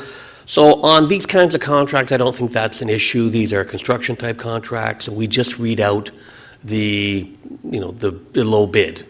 So there's nothing about unit prices in here necessarily. For some contracts, like if you're looking at an IT-type contract, yeah, the bid price is often considered a significant part of the competitive information. So I think on this kind of contract here, I don't think you'd find a company wouldn't bid because this is available, but it does depend on the contract you're talking about. So we're cognizant of that, and with our new shiny new head of materials and procurement over there, as we come across issues where that may be an issue for us, we'll certainly try and structure those contracts in a way where we're not providing anything that's privileged information that would result in companies not bidding. Question from Commissioner Lalonde, then to Bearmaker. Yeah, I was also looking at that page. I was curious if we analyze why there are big gaps between contractors when there are big gaps. Like, it struck me as unusual that a couple contractors would bid like 2.5 times as much as the winning bid. And did they just get it wrong? Like, did they assume they'd have to do stuff that they wouldn't have to do? Or because the thing that I would want us to analyze that for is to make ourselves confident that the winning bids can actually deliver this at the kind of price that they're talking about. Because it's in nobody's interest to have a stink bid that can't be delivered, because that ends up being a failed project. So do we look, I guess my question is, do we look at situations where we have this kind of range and try to understand why that range exists? So I'll take a stab at that, then maybe pass over to my colleagues in M&P. Well, I mean, what we generally do is, for a contract like this, we try and confirm for ourselves that the bidder understands the contract and the bidder is capable of doing the work. And this contractor does work for TTC. They bid it, they understand it, they've got labor material bonds, they got performance bonds in here. We really don't have any sense that they cannot complete the work. I am not aware of whether we went and looked at, say, for Bridgecon or Digicom, why they bid that high. Our primary response is to make sure that the low bidder is there, and we take a fair bit of comfort that the second low bid, another company that's pretty well around here, is, within about $500,000. So when you got a couple or three that are in the ballpark, that's generally a pretty good sign for us. Why those two would be so high, I don't know. I don't know whether Mike or Ted, whether did we do any work to try and figure out why they were so high, or would that be something we'd normally do, Mike? No, that's not something we would do. We have a very competitive situation here with the 9 bidders, the 2 outliers. For us, there's no point to go out to them and find out why they bid so high. It could be a Hail Mary. They're hoping that nobody else bid, and they would just throw in the price. Yeah, I'm fine with that. I guess the answer you gave me that I'm satisfied with is that in a situation like this, it is competitive. There's a number of bidders at the low end. It's entirely reasonable. I would hope that if we had a situation where we had one bidder that was like out of touch with everybody else. So, so on that very point, our procurement policy does give us the ability, if there's one bidder that looks like they, if we had 10 bidders in the $20 million range and one, half that, it gives us the ability to go back and absolutely confirm that they can do it, and we even reserve for ourselves the right to turn down that bid as a real outlier because if we don't believe they can do the work. Okay, Commissioner DeBaremaker and then Fragadakis. Commissioner Lalonde asked my questions. That's great. Okay. Commissioner Fragadakis. Thank you. Mine is just a follow-up on that. So I guess thank you very much for saying that SansCon has done work for the TTC before, but have they done work that they've actually come in on budget for? Is there a good answer? I don't really know the answer to that. I don't know whether the folks over there too. But if they've done work for us, they would have done it. There would have been a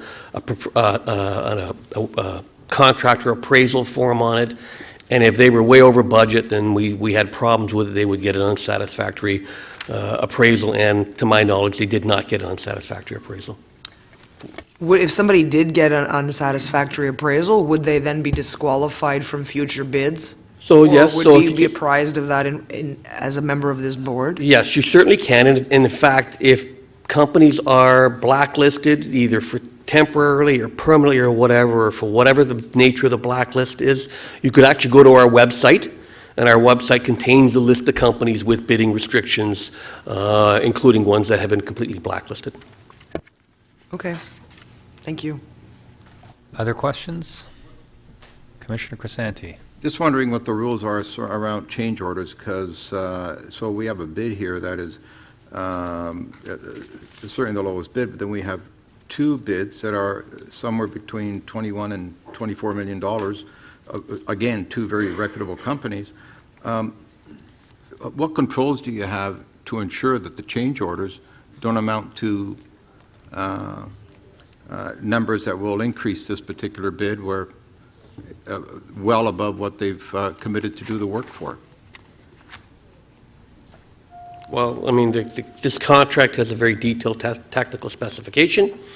They're aware of that specification. If there's something in that spec that's incorrect and they want to bring it to our attention and claim that the change order is appropriate, they have to prove to us that that's worth happening, and then we would assess that, and if it was appropriate and there was a change or it was a changed condition or whatever, we would issue a change, but that change would have to be justified and verified.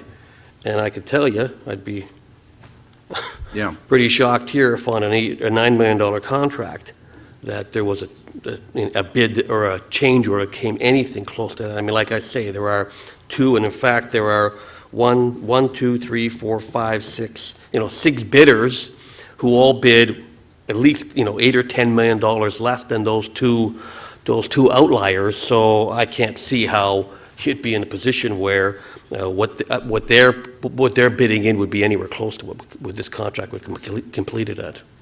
Okay, thank you. Okay, other questions?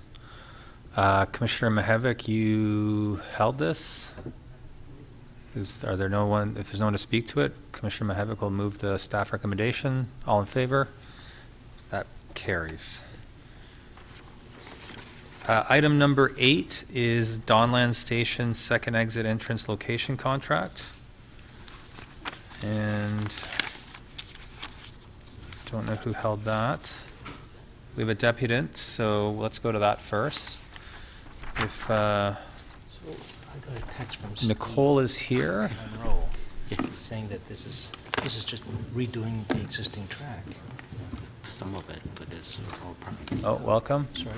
It's redoing, but then we are converting all the time bars to embedded, so it's a huge scope change, making it more reliable as well. Is it the same track? I think your microphone's on there, Joe, Commissioner Mihevc. Okay. If you can just have a seat right there, we'll set you up, and there's a microphone there, and you'll have 5 minutes to speak to it. And then you may have some questions from commissioners. Okay. And I'll start your time now, so feel free to go ahead. Okay. Thank you very much for hearing me today. My name is Nicole Adani, and I'm a resident of the Donlands Station Box community and was a member of the local working group to decide the location of the Donlands second exit. I wanted to submit the following regarding the action item for the Donlands second exit entrance location. I'd also like to thank Councillor Mary Fragadakis for assisting in getting us in this process to date. She's always been a strong advocate for the TTC to listen to our community regarding this exit location. As property owners who will be directly affected and those living adjacent to those directly affected by the Donlands second exit entrance location, we are in favor with the selected site of 17 and 19 Dewhurst as the second exit entrance location. However, we must state that we are in favor based on the commitments made during the Donlands second exit entrance local working group process, whereby surplus property, from the 1719 Dewhurst location will be sold back to adjacent property owners on Strathmore Boulevard and not be used for other purposes. That the exit building footprint will be as small as possible and align with other buildings on the streetscape, and that the exit building will fit with the architecture of the community and not create light and noise pollution to adjacent homes. It is on these principles that myself and my neighbors are in support of this exit location. I'd also like to acknowledge the work of David Nagler and the Community Liaison Office. His staff and their efforts have played a strong role in seeing this process come to this point. They have assisted in bridging the divide that was created by failures in previous Donlands second exit location decision processes, and his work has assisted in the foundation of building trust between the community and the TTC in this tight-knit community. However, directly affected residents, including myself, remain concerned regarding this exit process. We want to be included and updated on the project process, not simply told what will be done once it is decided after the design process is complete. Issues such as station exit footprint, size, project duration, schedules, target dates, station exit design all have great bearing to those who live adjacent to this exit and business owners in the community. There will be 11 to 12 family homes directly affected by this construction. Construction will be taking place in the middle of a sleepy residential area, even though it is just footsteps away from a station. Residents want to be kept in the loop in this process as it happens and prior to the actual construction taking place by way of a liaison group that could provide input and feedback and assist in keeping the community informed. The community does not want to work, the community does want to work with the TTC to see this project succeed. However, the TTC needs to provide that pathway for success. Today, I ask the Commission to approve the Donlands second exit entrance location, Contract D3, and direct the design team to work with the Community Liaison Office and directly affected residents and create a liaison group to see this through for success. Thank you. Thank you very much. Does anyone have any questions for the Deputy? No, thank you so much for coming. Thank you. We'll move to questions of staff, if there are any. Commissioner Fragadakis will start. Thank you, Mr. Chair. A question through you to staff around the Construction Liaison Committee, and I noticed that it's not in the recommendations before us to establish one of those, and I'm not sure if there was one established formally through motion at the board for Woodbine in Councillor Davis's ward, and I vaguely can't remember about Chester. It seems all so long ago. Every day is a week, every week is a month, and so on and so forth. So I'm just wondering, do we need to establish it formally, or is it just going to happen as par for the course? So Chair and Commissioner Fragadakis, I can speak to that. There absolutely was a construction liaison group composed of local residents for Woodbine Station, where there's a second exit, as well as the easier access elevators. There will absolutely be a construction liaison group established for both Chester Station as well as for Donlands. In addition, what would be new for Donlands and what we do commit to in the report is consultation for design. I think that's what the Deputant, Ms. Ladani, was just speaking about. So we absolutely will have a new process with additional consultation as part of the actual design before a design is established, and that's something that hasn't been done before, and this would be the first time for that. I thought we did a consultation around the design at Chester. At Chester, absolutely, but we did have a consultation in the community, but there wasn't, it was through the local working group, but it wasn't perhaps as substantial as what we will see for Donlands. Okay. Oh, great. So we'll chat offline after this about when that will happen. Great. Thanks. Thank you. Thank you. A question from Commissioner de Beermaker. Thank you, through Mr. Chair, to the appropriate staff. The recommendation you're giving us today tells us what? That the exit will be at a different location than what the TTC staff originally recommended. Is that accurate?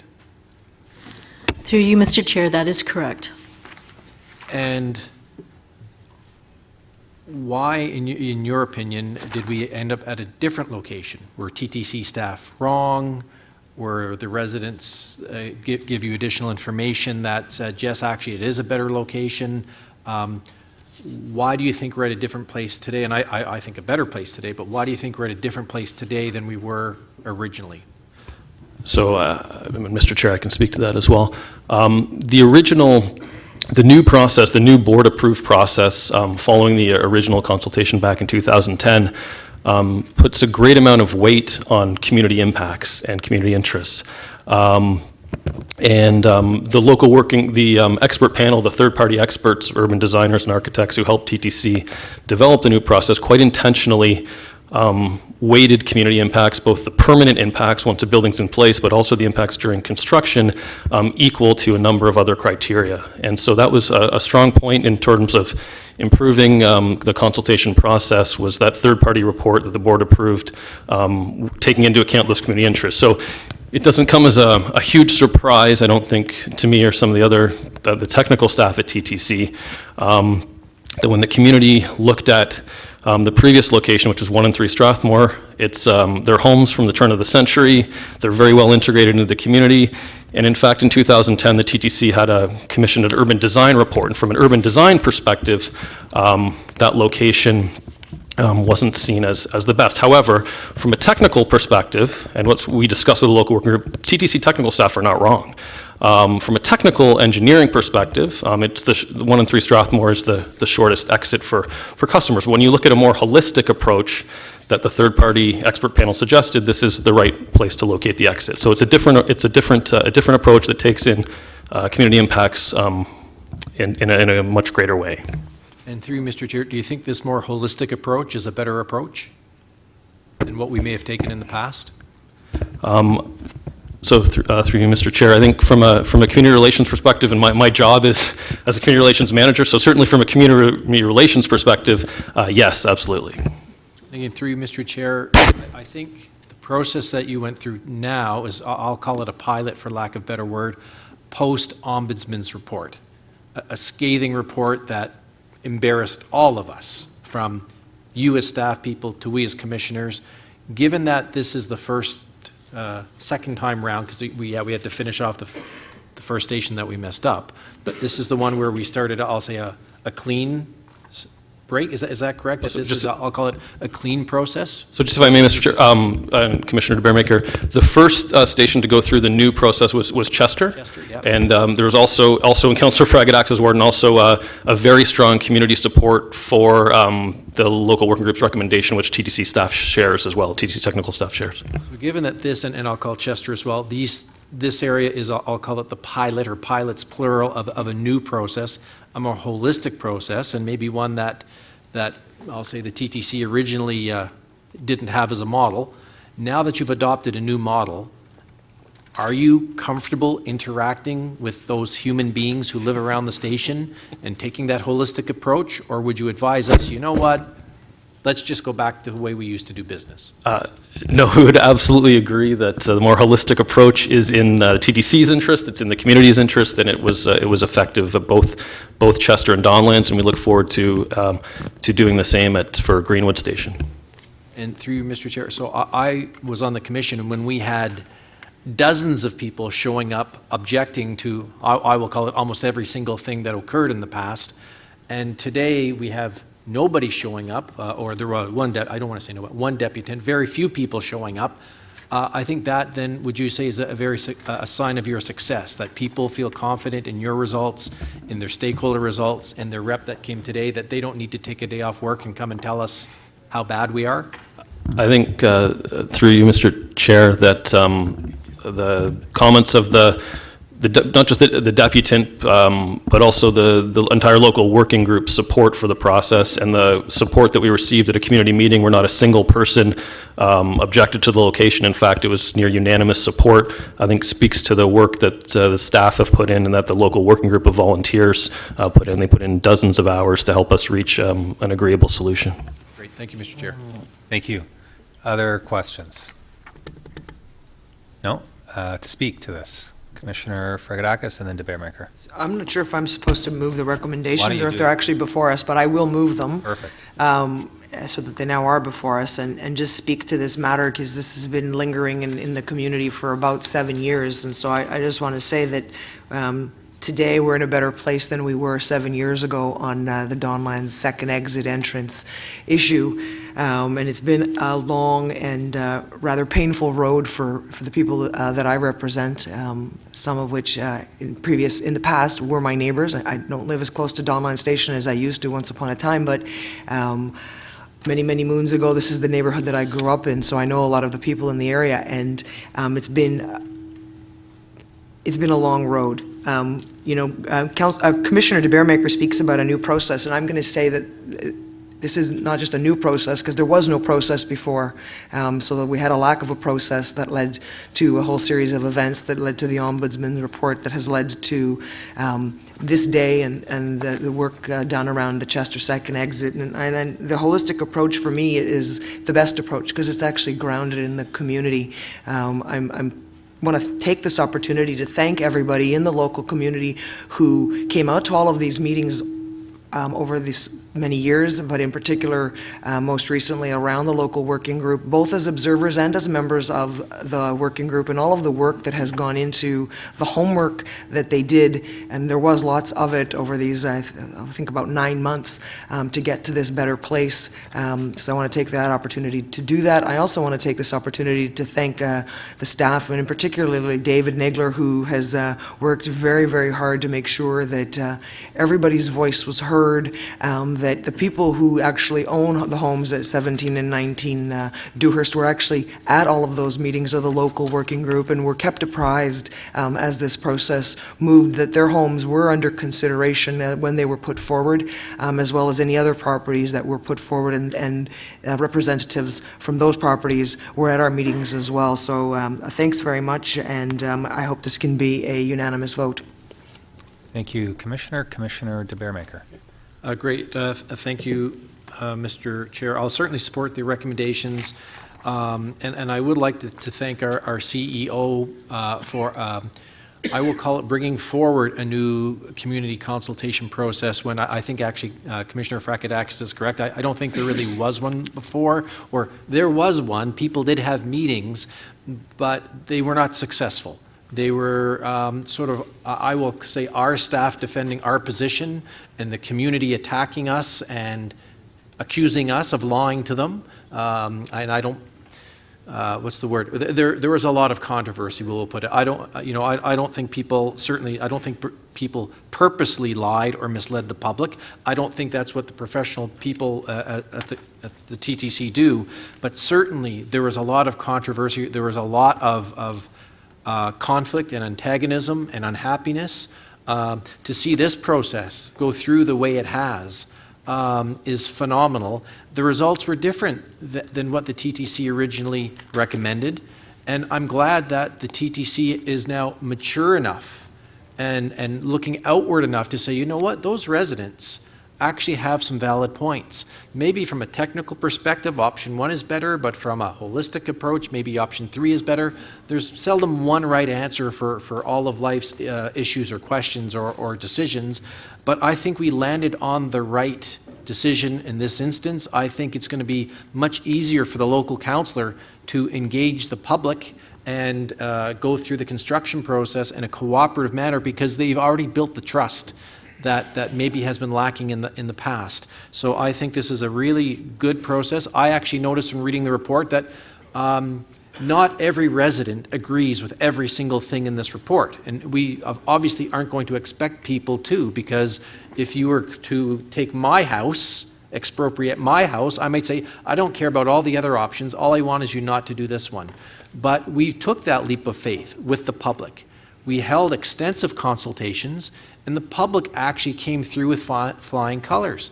They came through with a really set of mature, responsible, practical, cost-effective recommendations. The public didn't go nuts. They didn't tell us to go away. They didn't tell us to build a Taj Mahal. They actually acted very responsibly. And when our staff sort of knocked off one of the options, which I think was maybe their first option or one of the preferred options of putting it in the TD Bank's parking lot, the community actually accepted the professional advice of our staff because they trusted them. And I can say, Mr. Chair, I'm out in Scarborough. We're going through a similar process now in the Scarborough subway, where we had 10 families' homes might have to be expropriated. We had plazas that might have to be expropriated. People have invested their life savings and their life running a business in a plaza for 3 or 4 decades. So finding out that their business may be shut down, the plaza that they've been in for 3 or 4 decades might be eliminated and turned into a big hole, is very emotional for people and very alarming to people. The process out in Scarborough, I give it a gold star. Our staff have been respectful to the public. They've given absolute every opportunity for public meetings. They've had private meetings. They've treated the public with the utmost respect, and I think, again, because of what's happened along the Danforth and this, I'll call it the second pilot, that's been very successful, we're benefiting out in Scarborough, and I'm sure every single LRT built in the city, every single subway that's built in the city, every single bus garage that's built in the city is going to be better built because we've adopted a really good process. So my hat's off to the Ombudsman for bringing forward some of the failings that we had did not achieve, and to our senior staff who said, you know what, we've read the Ombudsman's report, it's time for a change, and to see this implementation on the ground is fabulous. So it may be a simple second exit to us, but to some people it is literally their community and or their home. So I want to say thank you to the staff as well, and I'll be very happy to move these recommendations or support the recommendation. Thank you. Other speakers? No? Commissioner Fragedakis has moved the staff recommendations. She's asked for a recorded vote on that. So all in favor? Commissioners Byers, Mihevik, Fragedakis, Campbell, Lalonde. Then you have to, if you're not voting, you should. So you have to vote one way or the other, though. Heisey, Min and Wong, Laurentis, DeBearmaker, Cole. Opposed? There are none. That carries. Thank you very much.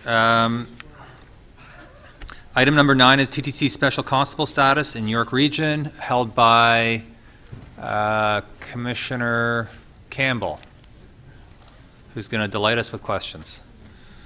I just had a question because the report, we have the report says that 2 additional special constable positions have been included in the TTC operating budget. And then it talks about the agreement with York Region, special constables are coming in. Why the reference to the 2 constables? Is that for the whole line? Is that because of the 2 new stops? What's the... So the special constable, through you, Mr. Chair, the special constable agreement with York Region will apply to every special constable that works for the TTC. The 2 that are mentioned in there is merely to indicate that when the TYSSC was originally designed, part of the operating budget was that there would be 2 special constables as part of that budgetary process. Those 2 are included in the 8 that I spoke of earlier, and this agreement with York is the agreement that we have with the Toronto Police. It's the same thing, and we used to have an agreement with York, and that just expired. They expire every 5 years typically, and so this is just to refresh that, and because the TYSSC is moving into York, we need to have these powers and authorities just like we have here in Toronto. Oh, so I get that. So sorry, the 8 that you mentioned, that's just augmented for the whole system, is that correct? That's correct. Right, and so it's the insinuation is that the 2 additional special constables were hired because of the opening of the TYSSC, or because of the 2 stops that are specifically in York Region. Is that Yeah, we said that because of the extension, we would ask for 2 special constables for the extension piece, not dedicated to the extension piece, just merely because of the added work that will come into play. Okay, and so how are okay, you know what, my other questions I can just ask offline about the deployment of, it's not related to this agreement. very good, So sir. I'll leave it, thank you, Mr. Chair. Thank I'll move the recommendation. If there are no other questions or anyone needs to speak to it, Commissioner Campbell's moved the staff recommendations. All in favor? Opposed? None. That carries. Thank you.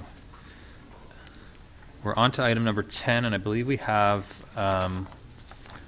one deputant on this. This is the Customer Liaison Panel and Youth Representation on that panel. And I think Bree Gardner is here to speak. Welcome. Just if you want to make sure your mic is on there, I will start your time and you have 5 minutes. Go ahead. Good afternoon. Thanks for letting me speak here today, and apologies in advance if my voice cuts out. It's that miserable time of year when we're all sick. My name is Bree Gardner. I'm 16 years old. I'm the transit lead on the Toronto Youth Cabinet. I'm here today to speak about the decision to add, or the recommendation to add 2 youth representatives to the TTC's Customer Liaison Panel. I am here to speak in favor of that idea. The TYC has been advocating for some type of youth representation and youth advocacy, and we think that this is a we think that this is a very good way to go about it. So we definitely like to express our appreciation of the TTC board for recognizing the need for youth to be more engaged in official capacity with the TTC. As stated in the supplementary report on this item, youth are a significant part of the TTC's customer base, and in our own consultations with young people across the city, upwards of 90% of the youth we interact with ride the TTC. So obviously this is a worthwhile subject. And while we would like to voice our support for adding 2 youth representatives to the Customer Liaison Panel, we do have some concerns, specifically around what type of supports will be in place so that the youth feel comfortable sharing their thoughts with people 3 or 4 times their age in a situation where they could very easily be written off or dismissed. I have spoken with TTC staff, and I have been assured that the current panel members are supportive and excited to have these youth representatives, but all it really takes is for one person or for a few negative comments to create a hostile environment. So we would like to encourage the staff working with the panel, as well as any panel members, to have a specific plan to encourage the youth at the table, to check in with them, to provide mentorship, and to be able to intervene in situations they may not be able to handle. Aside from that, we are looking into cooperating with staff to have an effective outreach plan for youth, to make sure they're actually getting the message that they're welcome to apply, that they're wanted at the table, and we would like to push the necessity of at least one of the youth being under the age of 18. Other than that, we are very happy with the work that has been done on this initiative, and we would like to extend our thanks to the board and to TTC staff. Thank you. Thank you very much. Questions of the deputant? No, thank you for your presentation. Thank you for coming. Questions for staff? To speak, I will move the staff recommendation. Thank you for the input and, in fact, the idea from Bree and some of her colleagues there. And I'm glad we were able to implement something so quickly to make sure that youth voices will be heard at the TTC. So with that, I'll ask all those in favor, and no opposed, and that carries. Thank you. Number 11, 2016 customer satisfaction results, and we have a presentation for this.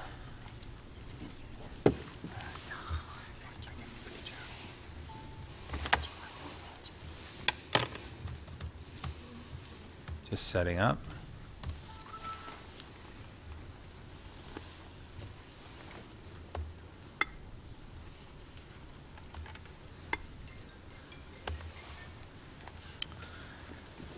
Great, go ahead.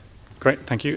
So my name's Arthur Borgen, I'm Head of Customer Development. I'm just here to report on where we are with customer satisfaction. I think it's been a year since I was able to report on this to the board, although you received a presentation for information last 6 months ago. So just to give you a quick background, because I know there are a number of new members to the board, about why we track customer satisfaction. This is one of the key ways in which we measure the performance of the service that we provide, along with mystery shopper surveys, our employee engagement surveys, where we measure exactly how employees feel about the organisation, and also our stakeholder satisfaction survey. So one of the key parts of this is to be able to track how customers perceive our service over time. And so we've been doing this for a number of years now. And also this data has allowed us to make sure that we understand what the key drivers of customer satisfaction are, so we can focus and prioritize our efforts into those areas to make sure that we are delivering the type of service and delivering improvements in the areas that need it most. So there are two different surveys that we actually conduct.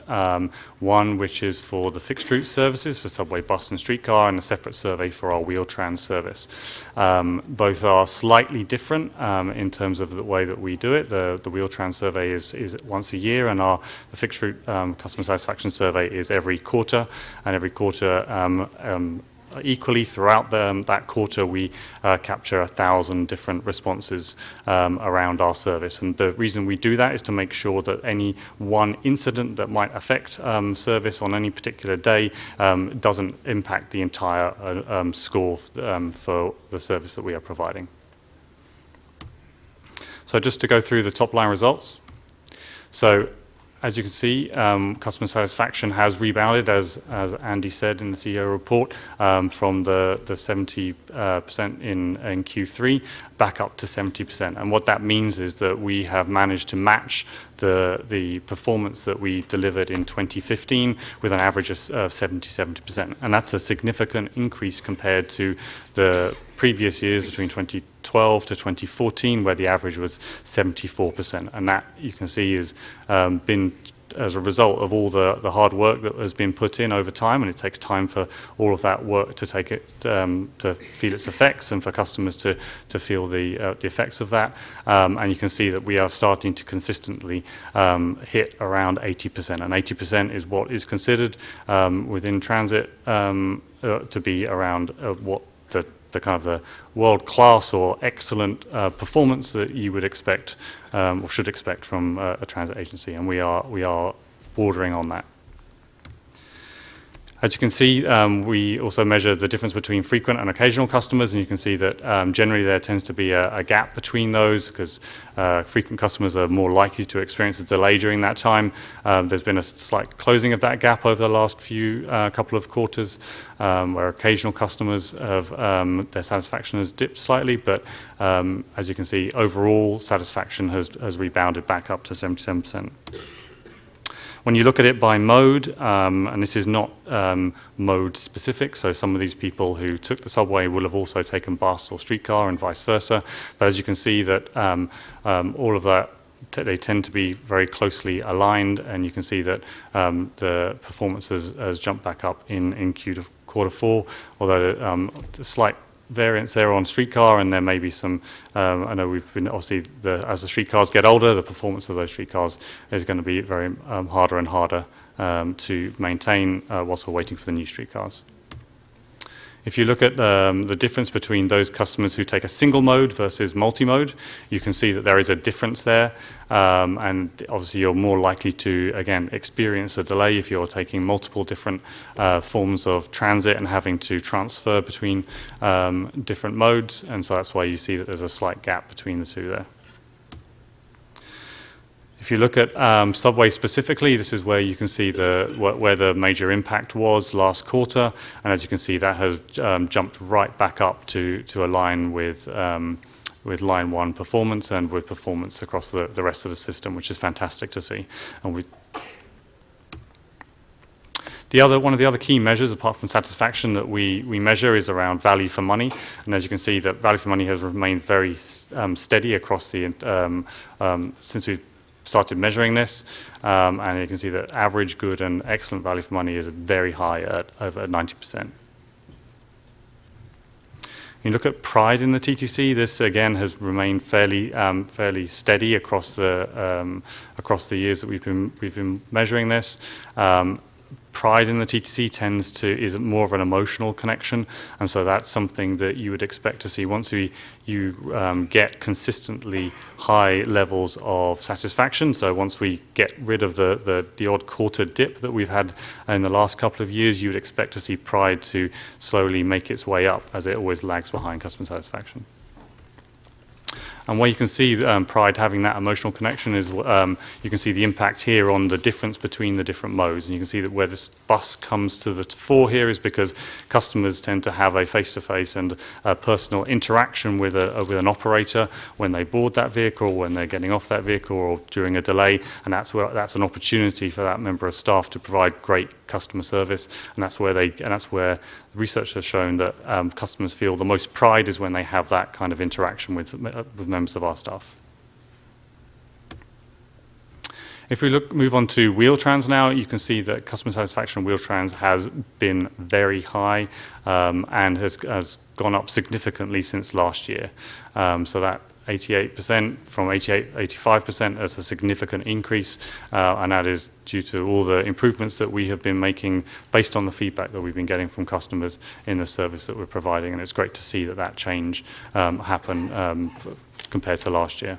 The slight decline, so there's a much fewer numbers of Wheel-Trans customers actually use our fixed route services, but you can see that there's been a slight variation there in the last quarter, but actually that's not a significant change due to the small sample size. And that's an area that will obviously over time, as we move to a family services model, will play an increasingly important part in our overall customer satisfaction scores. As you can see, when you break this out by the different vehicle types with Wheel-Trans, there isn't a huge amount of difference, but what you can see is that Wheel-Trans bus, again, compared to last year, has been a significant improvement in customer levels of perceptions of satisfaction. Pride, again, remains very high amongst Wheel-Trans customers.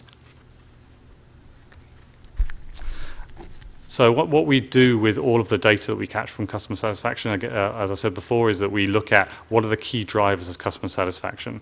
And so what we've done is we've refreshed this. We did this very near the beginning, and we've refreshed this, and this shows you exactly what all the key areas are in priority order about what are the things most important to customers and where we can make the biggest difference. You can see those areas that we've already hit at 80%. And then obviously there are other areas that we still have work to do to get up to that 80% figure. But as you can see across subway, bus, and streetcar, wait time, trip duration, and comfort of ride are all the top three for all of those three modes. So just looking at some of those, again, some of these key drivers, some of the specific data underneath that. So if you look across a trip duration, you can see that's remained fairly static across all of the years, which is great to see that we've managed to maintain those high levels of perceptions around the trip duration that we're providing. When you look at wait times, subway again is up in that same around that kind of 70–80%, which is fantastic. Streetcar, we've been making improvements over the last 4 years.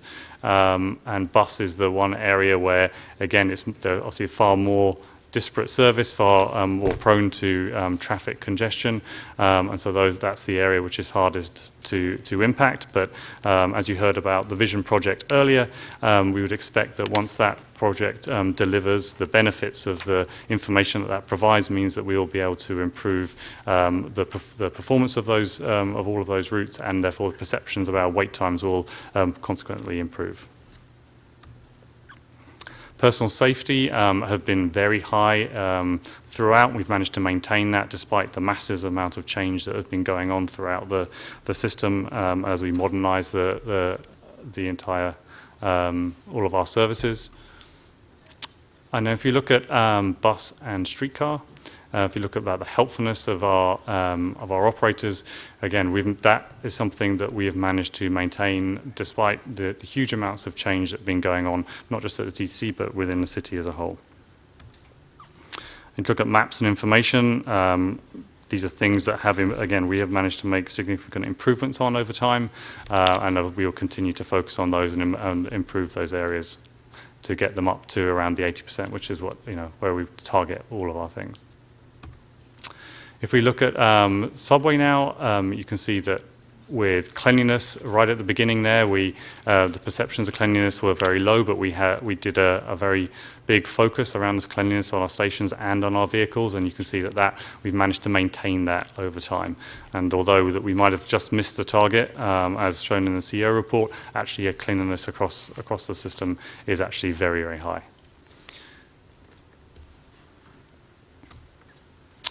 One area that I wanted to highlight is the difference around the quality or around our announcements generally across the subway system.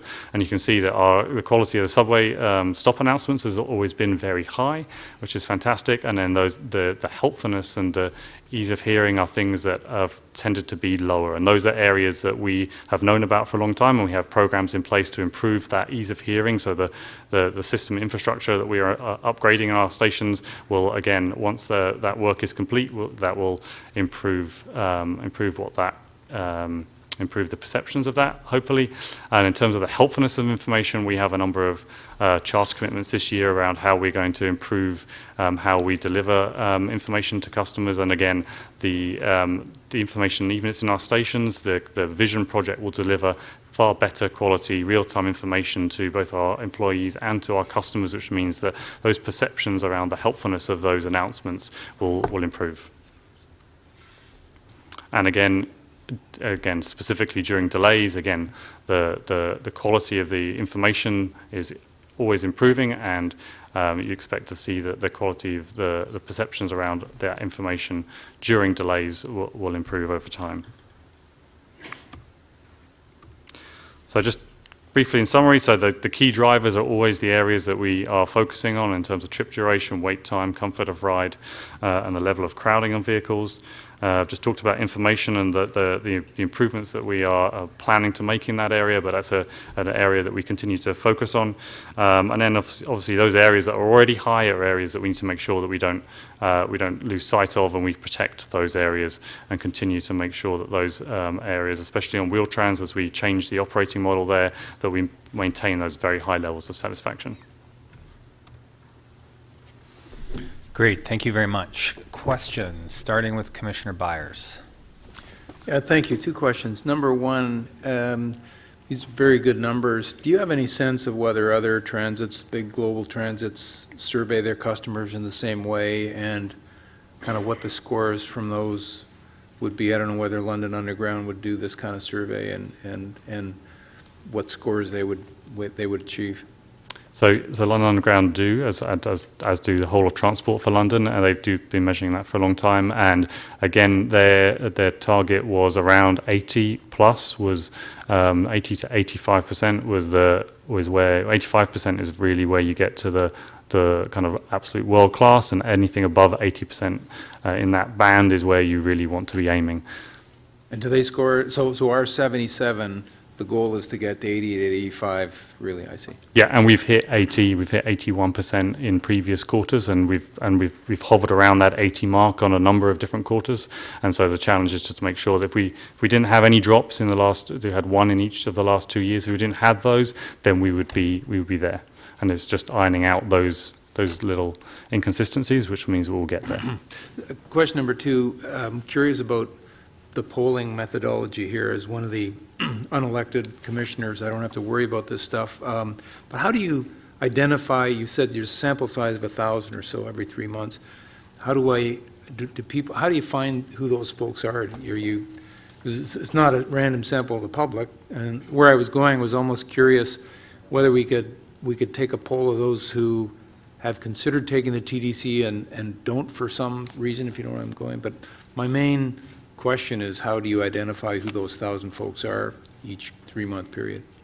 So we work with a research agency who do that on our behalf, and they do it they monitor exactly the distribution across the city, and it's a mixture of both landline and mobile phones, and they make sure that distribution is not just a geographic, but it also covers all the different modes, and so they are constantly monitoring that. Great, thank you. Other questions? Commissioner Mihevc? Yes, would this be fair to be called a quantitative analysis? Yep. When I know political parties do polling, they do quantitative analysis and then they do focus groups. And focus groups gives a very different kind of analysis. For example, it might come out that quantitatively, biggest thing I hear is crowding. But crowding doesn't seem to come here, and I'm wondering, am I off, or is it I attract a certain type of person, or so that how do we get at that kind of stuff? Like, I'm not, at the end of the day, I'm not sure what to do with this, to say, you know, is there motion that needs to be moved? Like, let's focus on crowding, let's focus on cost, let's focus on gaps between buses. Like, it doesn't, a lot of data, what do we do with it? So what we do is that we have far more detailed graphs that we work with different areas of the organization to go through what those results are and where the potential areas are that they might be able to focus or to make improvements in those particular results. We conduct both quantitative and qualitative research, so we do focus groups as well on specific issues. We've done one around announcements and real-time information. We've done ones around pride, so we do that as well. In terms of crowding, that is one of the top key drivers for customers. So just if I just go back to the key drivers slide, you'll see that vehicle crowding is 4th for subway and for bus, and is 5th on the list for streetcar. Okay, so you do qualitative work that kind of complements, and it gives you a good picture of the actions that need to be taken at the end of the day. Correct. Okay, thank you. Okay, other questions? No? To speak on this? I'll move receipt of the report. I'll also commend, thanks for the presentation, but also commend TTC staff at all points and all intersections, both at the front lines and at head office, because these scores are, I think, a testament to a lot of the good work that's being done and the things that we debate here month after month after month and often spend money on. It does show that some of the investments are paying off, and that the TTC, in fact, is being transformed, and it's one that we will increasingly, hopefully, have more and more passengers and Toronto residents proud of. And so I think this is a good news story, one that probably won't be reported as much as we'd like, but one that I think we have to trumpet when we get the opportunity. But rest assured that we will continue to be listening to our customers, to hear what they have to say, and to see how we can best improve the service and the system for them. And so with that, I'll move receipt. All in favor? Opposed? No, that carries. Thank you very much. We now move to item 14, which was held by Commissioner Mihevc, which is outstanding board items. I'm fine to release it. I dealt with my issue Yeah. offline. Okay. Everyone speak on outstanding board items? Let's just see if, question, go ahead. So let's just see if there are questions first, and then we'll go to your comment. Any other questions on the outstanding board items list? No questions to speak. Vice Chair Heisey. So if you look at the very first item, it's 4 years old. And I suppose I have some pride of authorship in a resolution that hasn't had any success for 4 years. But the issue is actually a serious one, and it's an idea about photo enforcement of transit on King Street and Bay Street. And it's incredible to me. This is no criticism of our staff, because this is way bigger than just a TTC issue. But it's emblematic of how the city is not taking seriously making the streetcars work on King as an example. It's the busiest surface line in Toronto, I think, in Canada. And I don't know if this will work. It's been coming for 4 years, so I know that, but it's been 4 years. That's true. And 4 years is too long And the issue is, as well, is that the planning department is undergoing some study about King that is supposed to improve transit and the pedestrian realm. I think we're going to get briefed on that next month, and I think all of this is related. And I don't know what to do with it, but it just shows me that we're not taking surface transit as seriously as we should if we haven't come to terms with this. And this, again, it's not a criticism of the TTC staff. They've got lots to do, but it requires coordination between the police, transportation, TTC, and the TTC can't do this on its own. So I don't know how we get more interest in this from the other branches of government to make this kind of thing happen, but I know that, for example, there is a King streetcar priority lane on King Street east of Yonge to about the Don River that's completely unenforced. And cameras would make it enforceable in a second. And I think of this because I just drove from Quebec City through countless speed cameras zones that are all marked. And we are so reluctant to use cameras for enforcement in this city, and they would do so much, in my respectful submission, to help transit. And I sure hope we get it on April 20th because it's been promised several times before, but I don't know what we need to do to get the other branches of government on side for this kind of idea.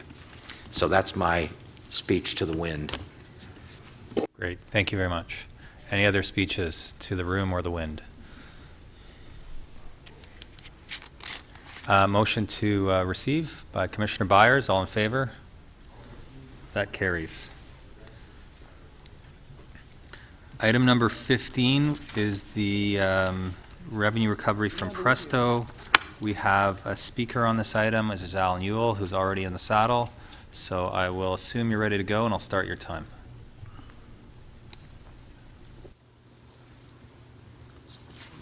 The TTC is losing thousands of dollars a month, and maybe even more. That's the problem. We don't know what that number is. It's a maybe what that number is. At one time, we thought that failure rate of our readers was 1%. Now we think it's 4 or 5 or 5 or 6. Members of this very board have made anecdotal comments thinking the Presto reader failure rate is even higher than that. Not knowing how much we are losing is very dangerous. Neither the city government nor the TTC's passengers are bottomless money pits to draw from to pay for operations. It's time that this item would end up on the agenda, as last month I started doing my own Presto study on failure rates. I started it this year for January. For me, it consists of 1 statutory holiday and 22 scheduled work days with 109 rides on TTC surface vehicles. With those 109 rides, 41 of those trips were on buses or streetcars that had 1 or more non-working Presto reader. That's a failure rate of 37.6%. My travel pattern is citywide. I live in the West End, in the south, and work in the North End, east of McCowan and Eglinton. The failure rate is across the entire network of all of our TTC surface vehicles. I work nights and only surface during the day for special occasions. I ride these vehicles to work from one end of the city to at the end of their day cycle, and ride them back at the start of their day cycle. So far this year, 6 TTC buses or streetcars on my way to work had a non-working Presto reader, and on my way back I was on the same vehicle with a non-working Presto reader. So that's 2 days in a row of no revenue. We don't track Presto readers as soon as they go down. We actually discourage reporting Presto reader failures by our operators during the shift. Even when Presto readers are working, as they are supposed to be set up, they do not meet the needs of the TTC's business. The next stop announcements on buses and streetcars are GPS enabled. They test and activate each time a bus or streetcar comes out of their respective divisions. Our Presto readers download not at a set time, not based on their GPS location when they'd be in the yard. Instead of downloading in the yard, they download about 2 a.m. We are the only 24-hour transit system that uses Presto. With 32 Blue Night routes at 2 a.m., there are over 100 vehicles in revenue service.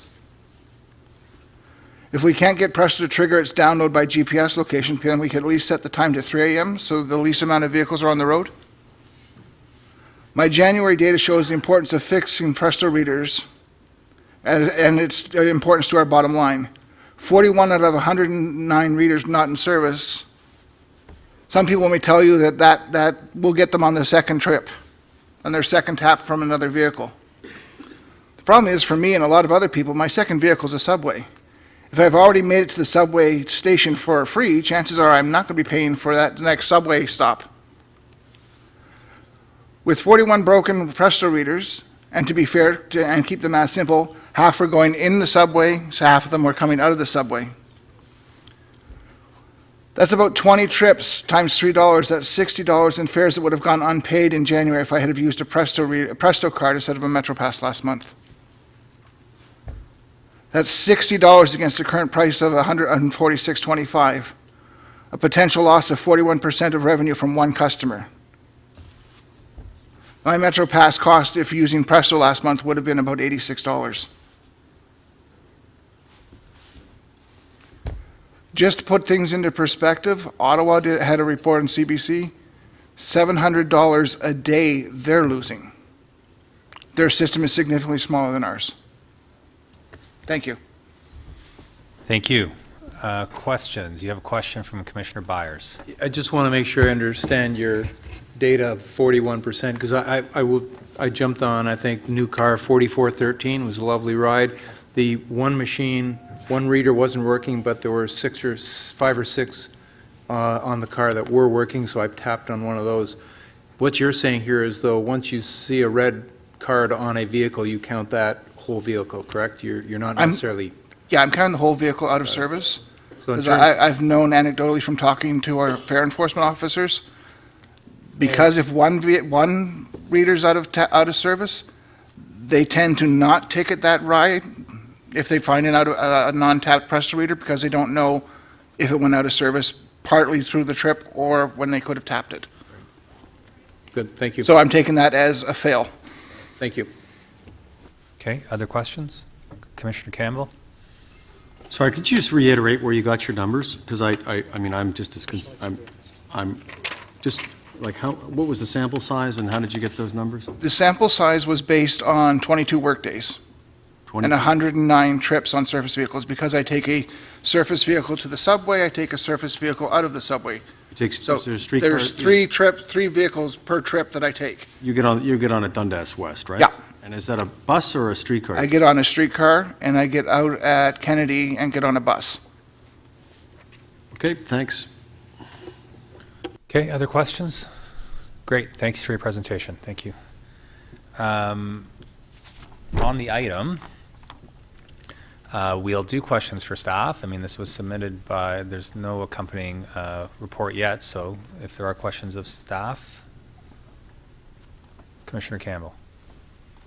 I guess the obvious question, we ask this every month, what's the update from staff on progress by Presto to rectify the problem?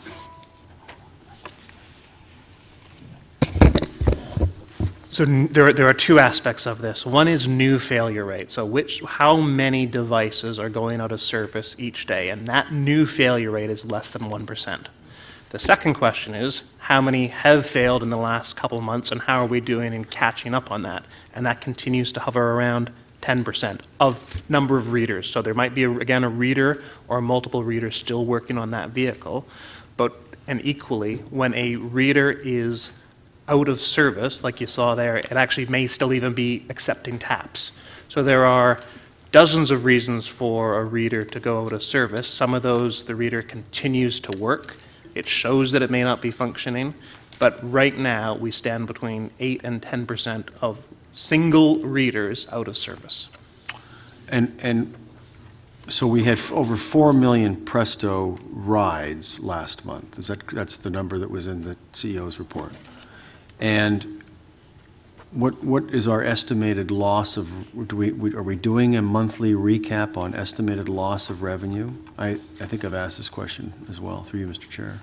So we have developed some estimates of that. We are working with Metrolinx and Presto to come up with a methodology, which this motion suggests, I think, to agree that methodology and then bring that number back before the board. again, it's clear, up until January of this year, January 1st, we were telling a great many people that Presto probably isn't right for you. Presto isn't right for you for a number of reasons. And we asked customers, even though it was an inconvenience for them, we asked them to carry their MetroPass or their tokens or tickets. But we are continuing to work to Metrolinx to bring, the failure rate should be less than 1% across the board, and all of us acknowledge that. And Metrolinx and Presto have a number of software patches, a number of physical changes they're making to make that reliability better. So at what point will this problem, or may it come that this problem becomes so serious that we put a halt to the rollout or the future sale of cards, or just say, because in fact, this is what Metrolinx is threatening of Bombardier on the crosstown. And so is it feasible or is it possible that we will also reach sort of a breaking point where we say, no more Presto until it's solved? Because this is a problem that is only going to grow with ridership. In effect, the physical capability is now there in every station and in every bus. The installation of fare gates is actually something the TTC is doing, and those have been pretty robust in terms of the readers. We're making adjustments to how easily they go to service. So the question then comes is, how committed are we and how committed are Metrolinx to drive ridership to push people over to the Presto card and move them away from MetroPass and tickets and tokens now? We won't do that until we are confident that the service is there and the reliability is there. So, and this is just the last point. I mean, essentially, our cost is our commission to Metrolinx plus any associated losses or leakage through free rides. That's right. Right. Thank you, Mr. Chair. Commissioner Minnan-Wong. Yeah, what is the commission that we pay currently? We pay 5.25%. So I've heard that Metrolinx is asking for more. Is that fair to say? So Metrolinx is negotiating with all of the other 905 properties on the next stage of their deal. I'm certainly confident that we got a good deal at 5.25%, and they would be very pleased for us to pay them more. So I hear that they're looking for 10%. They feel that a standard industry is around 10%. I disagree with that number. They did a report on that a number of months ago. The deal that we got when we went out to the public market for procurement was 5.35%. So that was with Xerox, ACS a number of years ago, and Metrolinx offered us 5.25%. That is a contract that is with the TTC, with you as the board. Yeah, well, my recollection was when they were bidding against Xerox, Xerox was at 5.35, so they had to come in under it. That's right. So now they're asking for, can you get, you will not negotiate anything without coming to this board first for approval. Is that fair to say? Absolutely. I don't have the authority to do that, so it's 5.25% as far as I'm concerned. But they're looking for 10. So they are looking for that commission to be higher, but I think broadly, as part of the discussions we had around crosstown operations and RER that came before council, that wasn't one of the proposals at that stage. So Pardon me? That wasn't one of the proposals when we did that. They haven't asked for 10%? That's what I've heard. They have not formally asked for 10%. Have they informally asked for 10%? They have indicated that their costs, which they would like to be covered, are far higher than 5.25%. I just want to get to the bottom of this. What are they asking for? So Formally, informally, they must have put a number to you? I think that's part of contractual negotiations, so I'd prefer to answer it in camera. Okay, so maybe we can ask that question in camera. When does the contract end? Contract is for 12 years from 2012, so 2024. What happens if we don't come to an agreement once the contract ends? What happens then? In terms of renewal? Well, let's say all these machines are breaking down by 2024. They'll probably all be broken.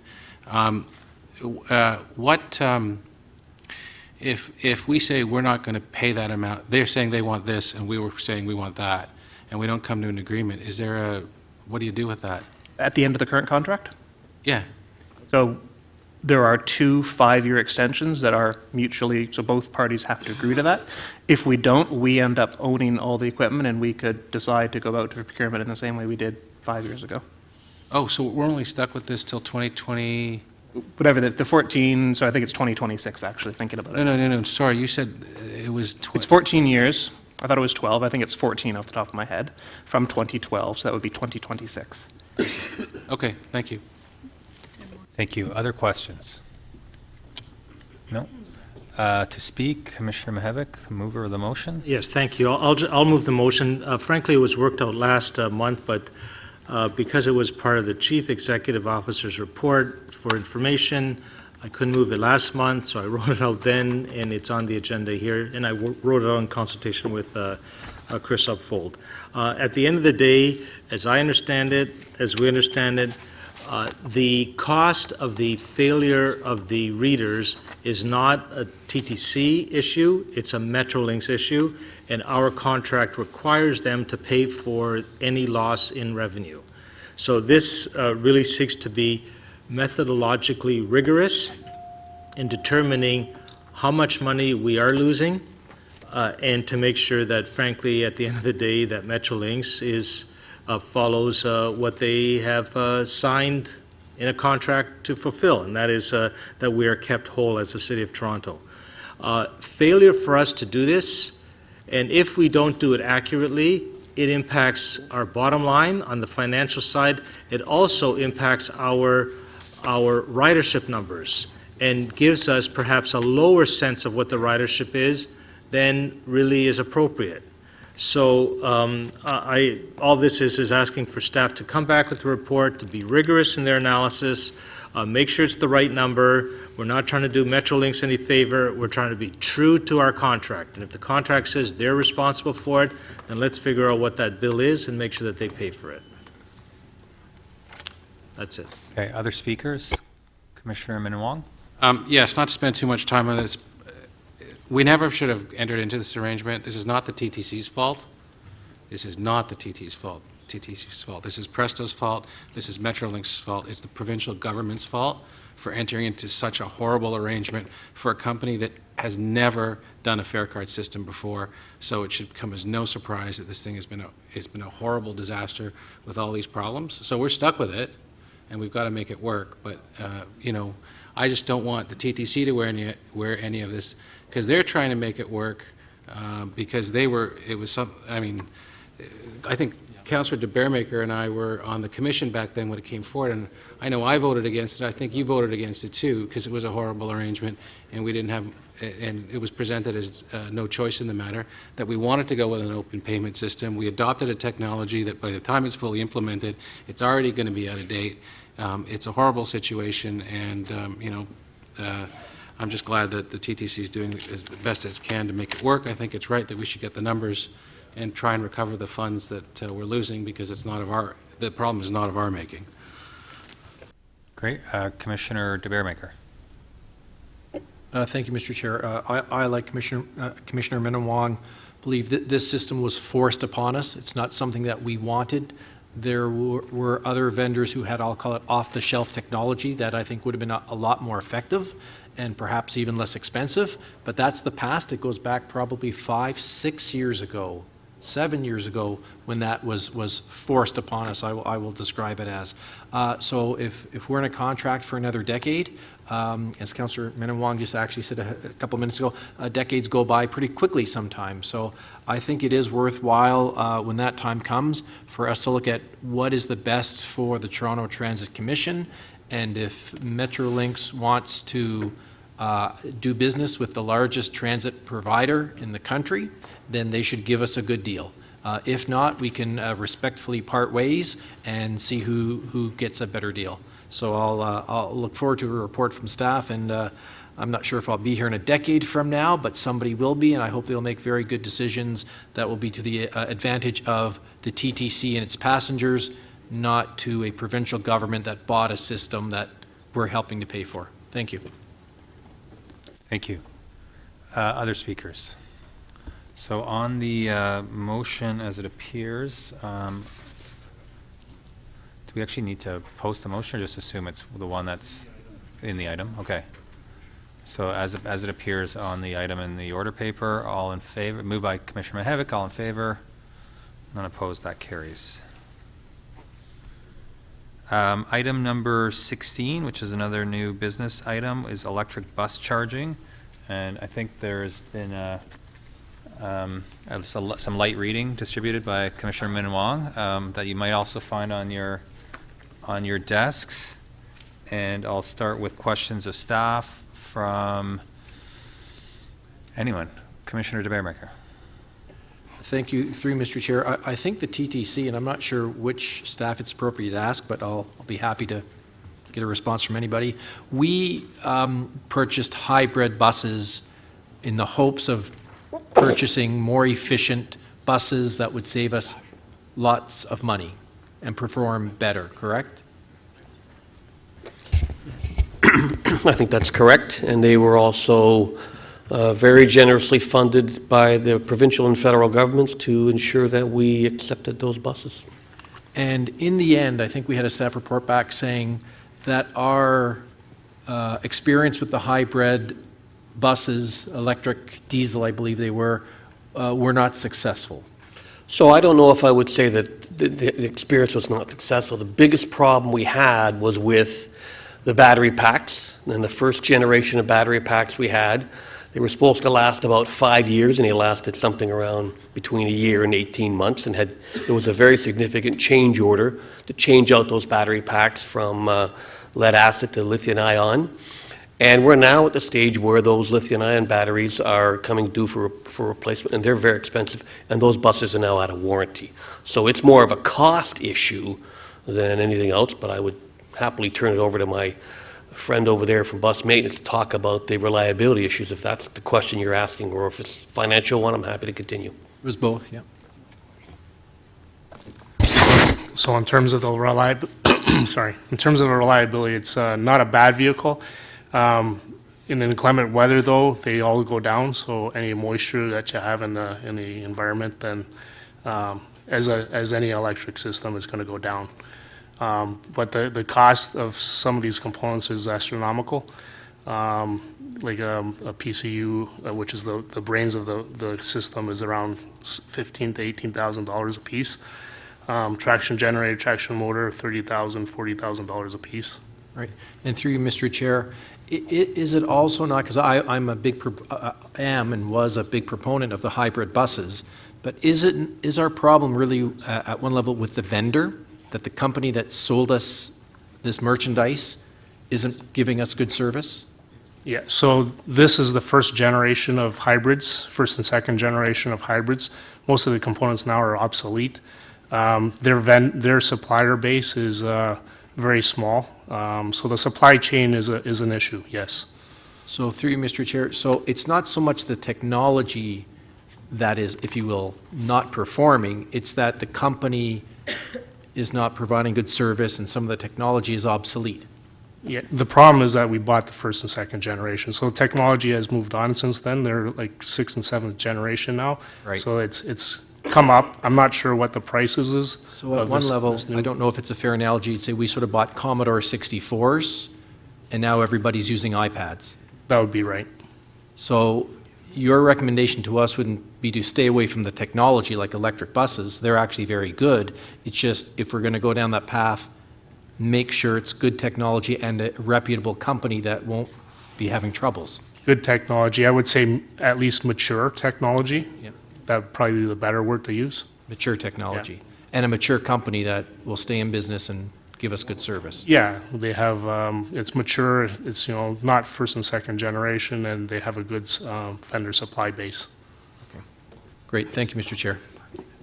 Commissioner Min Wong, and then Commissioner Mihevik. Yeah, you haven't done extensive research on electric buses, have you? No. We've started looking into the alternative technologies such as CNG and electric, but not an extensive study on it. Okay, thank you. That's my only question. Okay. Commissioner Mihevik?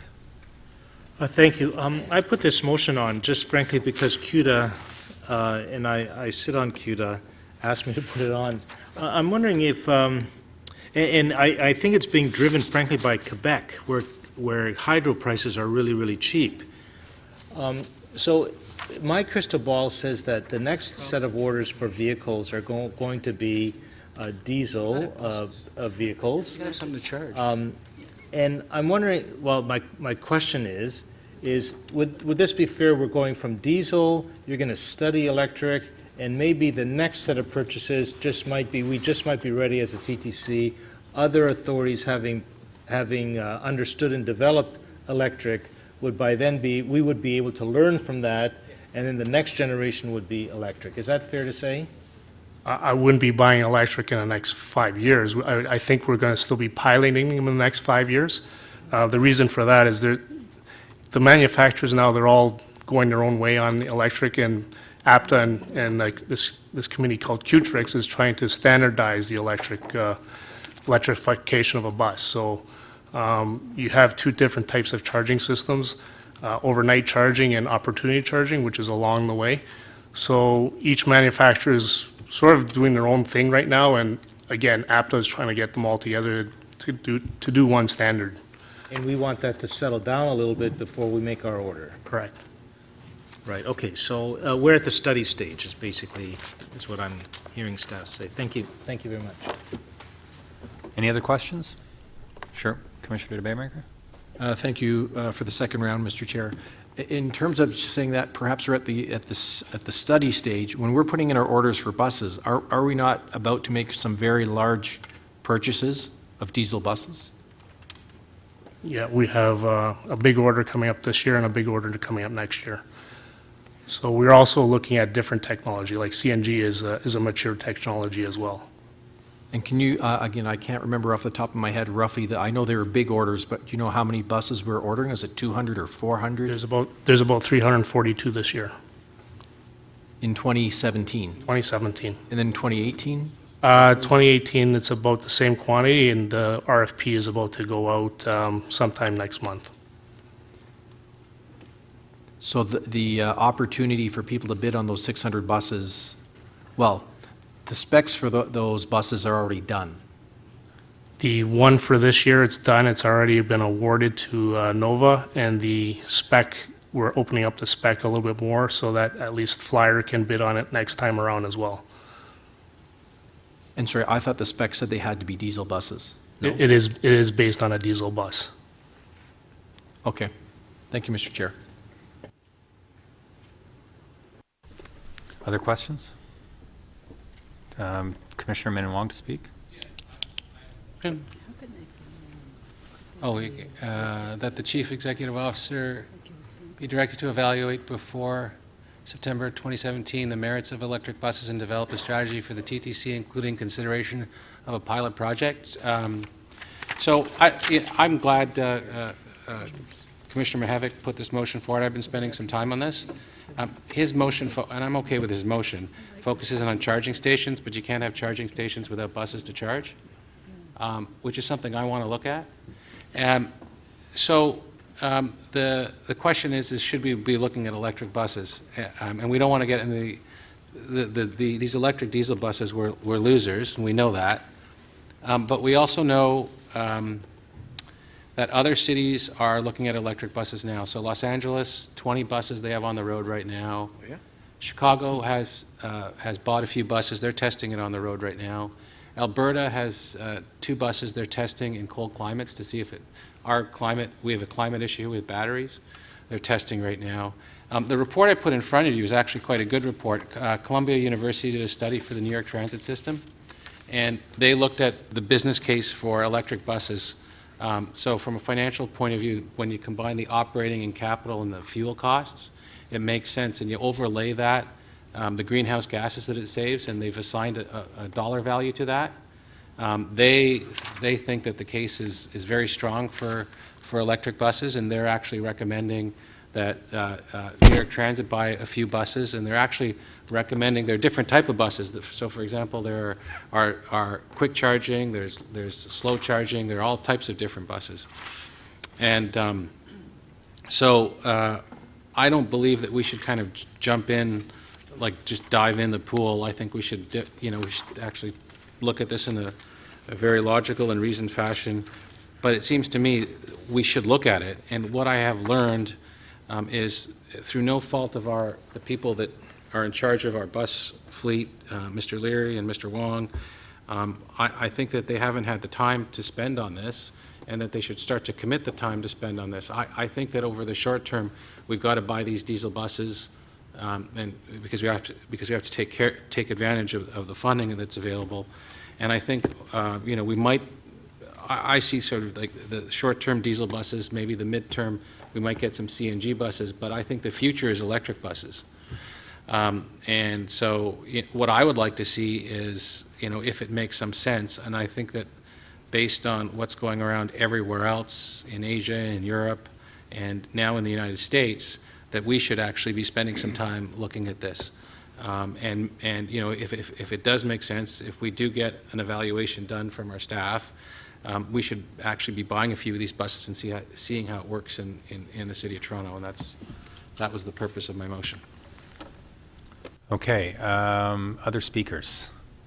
Do you want to, okay, we'll go to Commissioner Mihevc, then de Beermaker. Sure, I have no difficulty with what Commissioner Minnan-Wong has said, and it may be what I'll add, if I think it's friendly, and refer the CUDA, add to his motion to say, and refer the CUDA motion to staff for inclusion in the September 2017 report, so that what CUDA has asked us to do gets considered as part of this report. Is that okay? Yep, okay. Commissioner, anything else to add? Is your... Okay, Commissioner de Beermaker? Thank you, Mr. Chair. I'll certainly support the motion. I think certainly in the mid to longer term, electric buses will be in the end, the only buses on the street probably. And I'm very glad we did the hybrid project. The hybrid project is like somebody saying, maybe we should try to learn to use computers. When I started working for the City of Scarborough in 1990, we didn't actually have computers. I was using an IBM Selectra. And the best technology at that time was an IBM Selectra. And then we got a word processing and computer system called SAMNA. SAMNA doesn't exist today because it wasn't a very good program. But it would have been wrong for the city to say, well, we dropped our IBM Selectra, so we went to this SAMNA program. It's not such a great program, so therefore we will never use computers ever again. The hybrid program that we did actually has good results. Like I think our staff have said to us, well, they're not horrible. It's just that because they're first generation, because we can't get parts, because we're having troubles with the supplier, we're recommending that we retire those buses sooner and get new buses because it's better for our customers. And I supported that report. But I think as we move forward, we have to look at the electric buses because I think they are moving forward in leaps and bounds in terms of our customer experience. The fact that they're not as noisy, they're not as rattly. They actually, the ones that are coming out now do save us money. They do save us spare parts. There's less wear and tear on them. And all you have to do is stand around some of our buses at a bus stop every once in a while and to be covered by that nice black film of soot that comes out the back of our buses to say, you know what, these things aren't the cleanest things in the world either.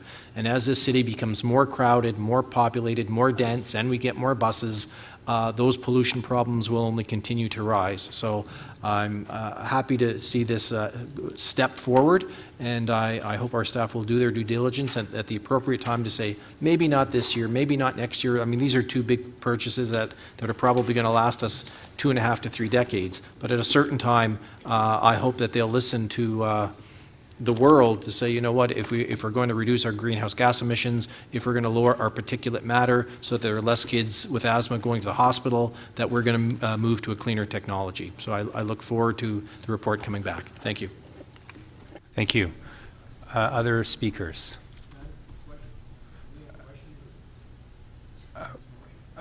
So why don't, I guess your question is to the mover of the motion because staff hasn't done any of this, so that would have to be. Am I allowed to ask staff what they think of the motion? Not really, so not to be difficult, but. He's sitting right next to us, Joe. So this is part of the dilemma of motions introduced this way without part of the beautiful governance reports of the system. Anyway, apparently some of my colleagues know way more about buses than I do. I'm not sure how to vote on this.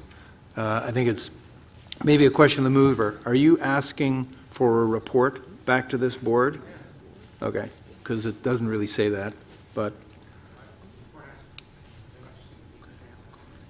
Right. It looks like we're directing staff your mic on? down a path in a more specific way than we usually ask questions of management? No, this is a report with a certain level of specificity, so I'm asking for a report for them to evaluate the merits, and come back to us and tell us what they are. And if they like it, they can say that they'd like to move forward. If it works, if they think that there's value to it, they'll say so. If they don't think there's value to it, they'll say there's not. And ultimately, what I would like to see, and why I suggested a pilot project, is ultimately what I would like to see is some money being put into the capital budget to get a few to see what they're like. But I'm letting them. They have the pen, and they can do the research that they wish and come back to us and see what's going on up there. Okay. Anyone else to speak on it? I'll just speak quickly, and maybe I'm echoing some of the concerns I'm picking up from Commissioner Byers. And the hope is that our foray into hybrids wasn't developed this way on a motion that appeared before the commission, and so I think it's fine that if the report comes back first, they'll give us lots of time to delve into this, but the reality is we're ordering about almost 1,000 buses in the next little while. If we have are on delivery, arriving and coming, and they're all going to be diesel, but it's good to start looking forward, and I guess this report will turn our minds to that to see what the next wave will be after these many buses that'll be arriving this year and next year. So let's take, is it just one motion in front of us right now? Yes. So as amended by Commissioner Mihevc, it's Commissioner Minnan-Wong's motion in front of us. All in favor? Opposed? That carries. Item number 17, TTC Transit Museum. We have 4 deputants on this item. And our list starts with Michael Rochlau. Welcome. Good to see you here. This is in the museum. We are on item number 17, the TTC Transit Museum, submitted by Commissioner Mihevc, and we have 4 deputants on the item. That's it. Yeah. Okay. Get the visual going. Okay, great. Well, thank you very much, Mr. Chair. It's a delight to be here. My name is Michael Rochlau, recently retired CEO of the Canadian Urban Transit Association. Well, recently, it's been a year and a half now. So just by way of context, CUTA is the national body that represents transit systems across the country, advocates for federal and provincial funding, collects statistics, does benchmarking, provides training services, presents awards, holds conferences and training events, and industry exhibitions. And this year, as many of you will know, CUTA is partnering with the Global Transit Association, UITP, to hold the World Transit Congress here in Canada in May in Montreal. But I'm getting ahead of myself. In my retirement, among many other things, I'm acting as a strategic advisor to the Canadian Transit Heritage Foundation, which is a charitable group dedicated to pride and passion in Canada's transit heritage. So when Councillor Mihevc asked if I would speak in support of investigating the potential of a transit museum in Toronto, I thought this made good sense. But you might be wondering, what sense does it make at a time when we're struggling to come up with a budget that maintains service levels at a time of plateauing ridership? Indeed, that would be a good question. And nothing concerns me more than service quality and ridership, because I too rely on the transit service out there to be the very best it can be, to be able to move around the city efficiently and effectively. So the concept of this transit museum is positioned as a medium-term priority to explore the idea only at a time when it doesn't have an adverse effect on other more important Commission priorities. Now, ladies and gentlemen, this year is Canada's 150th anniversary, and the Heritage Foundation is partnering with CUTA to develop a campaign that will celebrate the contribution of public transit to the growth and evolution of Canadian communities over the last 150 years. Creative designs and artwork will be offered to transit systems across the country, an example you see on the screen, to line up with local efforts to underscore this link from coast to coast. Because after all, those who cannot remember the past are condemned to repeat it. There's a lot to be learned from past experience to teach us about how best to approach the future, and there were some examples of that on the agenda today. Now, great cities around the world have recognized the importance of preserving their heritage for that very reason. The London Transport Museum in the UK has become a major tourist attraction, tracing the history of getting around by horse-drawn omnibus, tramway, and tube. Similarly, the New York Transit Museum, located in a disused Brooklyn subway station, chronicles the history of moving about the Big Apple's 5 boroughs. And smaller cities like Vienna, which very much resembles Toronto in size and character, have their own museums as well. Vienna's is located in a historic tram barn and draws crowds of visitors, school groups, and historians. Now, obviously, such museums aren't created out of thin air and require design, hard work, and dedication, usually in the form of volunteers, retired staff, and enthusiasts, with corporate sponsorship, government grants, and some in-kind support from the municipality and local transit system. There are some Canadian examples as well, such as the Manitoba Transit Heritage Group in Winnipeg that maintains a collection of historic vehicles and artifacts with the support of the City of Winnipeg and Winnipeg Transit. The Transit Museum Society in Vancouver that partners with TransLink in restoring historic buses and making them available for special events. Last November, the Transit Museum Society in Vancouver partnered with the Heritage Foundation to showcase several of their historic vehicles at the CUDA Conference and Transit Exhibition, which became a highlight for the TransLink CEO and Federal Minister of Infrastructure, the Honourable Amarjeet Sohi, who was a proud bus operator in Edmonton before becoming City Councillor and now Federal Minister responsible for transit investments. And of course, the Halton County Radial Railway near Toronto, which has managed to preserve much of TTC's historic fleet. And just to show how much of this can be done by volunteers and at virtually no cost to the taxpayer, I'm going to turn it over in a moment to our second deputant, Adam Zelka, who was the co-curator of the, I would say, fabulous Tunnel Vision exhibit in the Market Gallery at the St. Lawrence Hall last year to celebrate the 50th anniversary of the opening of the Bloor Danforth subway. Adam.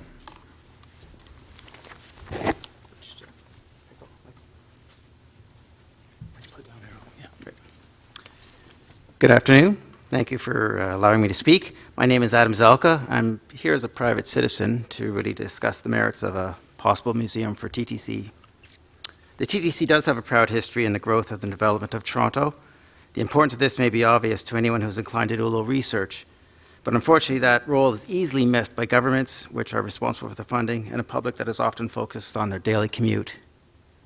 Obviously, first and foremost, the role of TTC is to move people efficiently, economically, safely, and has done this job very well for close to a century now. But from the very beginning, it's also had to sell its product to an often critical public.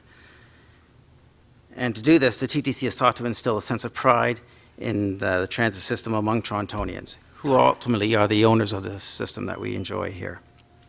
So promoting transit history, the history of the TTC, offers a unique opportunity to do this, to instill that sense of pride. Fortunately, we live at a time when there's a great deal of interest in Toronto's history, and certainly TTC in particular. And TTC operations, both historically and contemporary viewpoints, are especially popular and can be seen in many aspects. The OHRA, the Streetcar Museum in Rockwood, is one example, and they have a very strong TTC presentation. You have examples like Spacing Magazine, which deals with social and infrastructure issues in Toronto and often features transit and TTC issues in particular. And in fact, they have a very strong line of Toronto-based collectibles. The subway buttons were a prime example of this and proved to be very popular.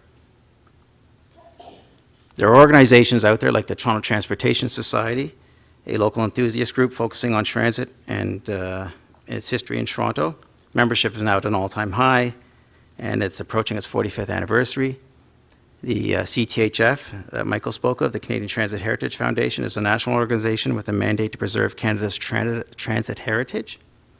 It has a strong Toronto contingent, and among its membership, it often reports on Toronto issues. Rapido Trains is a Toronto-based model train company which is now turning its attention to the urban transit field. Its latest release will be a new model bus, one version of which will be TTC inspired.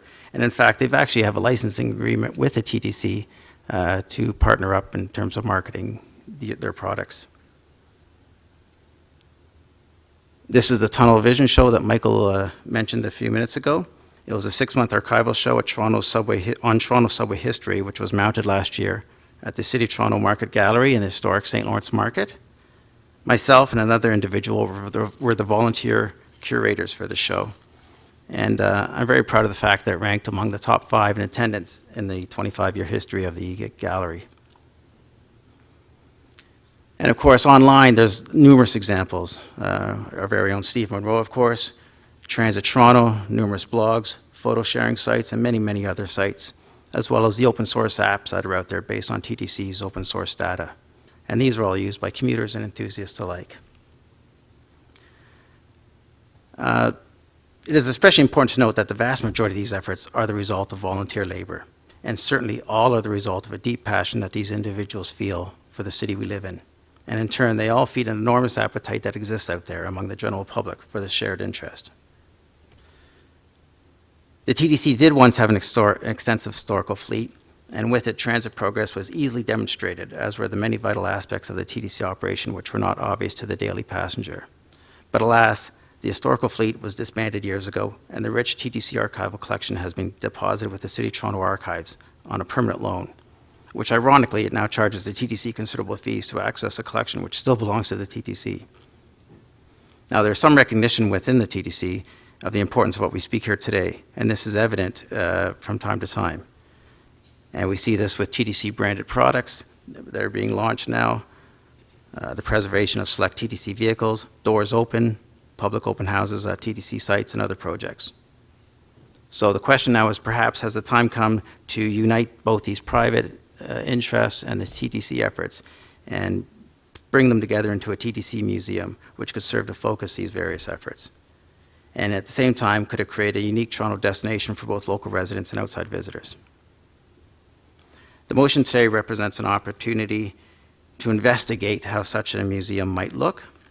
Potentially, this could involve partnerships with outside historic groups and other government departments, and involve the participation of interested citizens, TTC staff, and retirees. Such collaborations do exist elsewhere, and they harness the incredible talent and enthusiasm of those communities. And certainly, they yield very tangible results to those communities.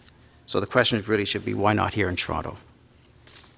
So in closing, we should just remember that Toronto's TTC history is important. It should not be neglected. It celebrates Toronto's past.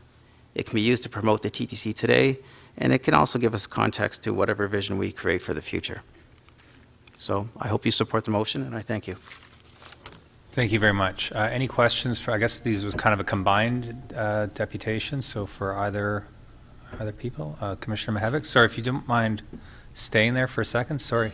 Just you have a question from Commissioner Mihevik. Yes, it might be, well, for either of the two of you, the first question, the second question is for the gentleman from the Market Gallery. In terms of governance, just to get our minds going a little bit, from your knowledge of the heritage transit museums and display centers across Canada, perhaps even globally, what kind of governance structure do they use? Sorry. One model has certainly been to set up like a charitable or an arm's length organization. And it would have its own board based on probably community involvement. They would be vetted, of course, by whatever process is used to select that board. And it would be run as an outside agency. The transit system can often participate in terms of representation on the board, as well as services in kind. Some are funded directly by the municipality and transit systems. Others do their own. It's very much an outside agency that gets the support and maybe in-kind support when technically they need assistance to restore vehicles, say, or other aspects like that. It really is up to, there are a lot of different models out there, from 100% ownership by the system to almost no ownership, no involvement. And that would be for whatever that would be for a study to sort of look to determine what are the various models out there and what would be best suited for this particular application here.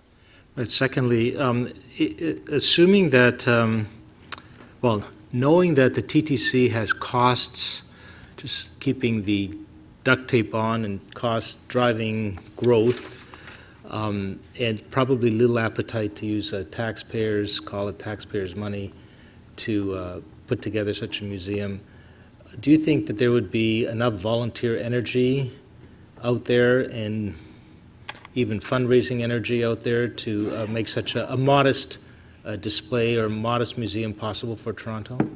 Absolutely. I mean, there's no doubt that there is an incredible enthusiasm and support for Toronto transit history in general anyway. And we see this, through tons of volunteer labor with no remuneration, and people just do it just because it's their interest.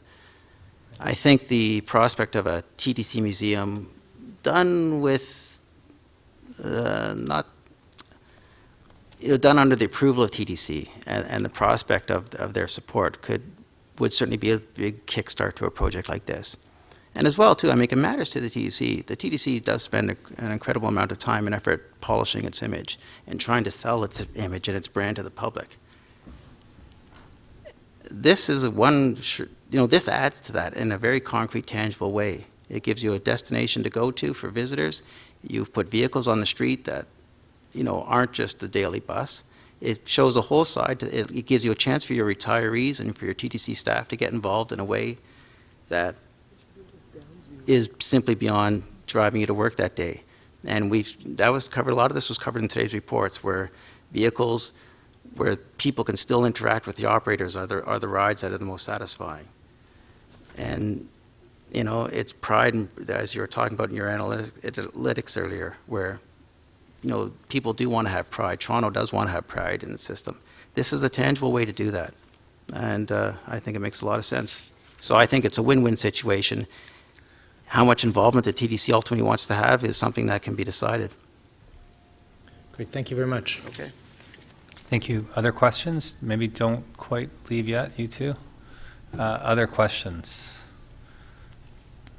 Can I just ask a couple, and I guess either of you can answer it, one is, I have young kids at home, and I take them to museums, and I'll tell you the first thing they do is they get bored because they don't interact with static artifacts the way we all did. And I noticed in a lot of the photos you showed, not to stereotype on the demographic of who's interested in some of this, but how do you foresee making this more meaningful to not just people for nostalgia reasons who may have experienced that, but to the next generation? And the story I always give is, my kids at the ROM with massive dinosaur bones in front of them, they're not looking at that. They're trying to do touch screen stuff and want to interact. They don't want kind of the very static, passive way of viewing history. Is that something you've seen in action somewhere or have given thought to as it might pertain to a Toronto scenario? Well, it's a great question, Mr. Chair, and I've been to some of these museums, and you're quite right. It's the hands-on that really turns the crank, if you will, in terms of young people especially. I remember being at the one in Vienna last fall, and it's very hands-on. It has 10 different stations that take you through the genesis and the development of the city and the transit system in Vienna over the last few hundred years. And there are actual vehicles there as well that you can obviously touch and get on. There's a subway simulator in there, an old one that had been discarded that kids can use and can actually do stuff with. And so if you can see things that you can do, push buttons, make things happen, see stuff kind of unfold before your eyes, sit in the driver's seat, so to speak, of a bus or something like that, it really makes it come alive for them. Great. Thank you very much. Others? No? Okay, thanks very much. Next on our list is, I believe, is Oliver here? Oliver Hurley here? Oh, and Trevor? Great, come on down.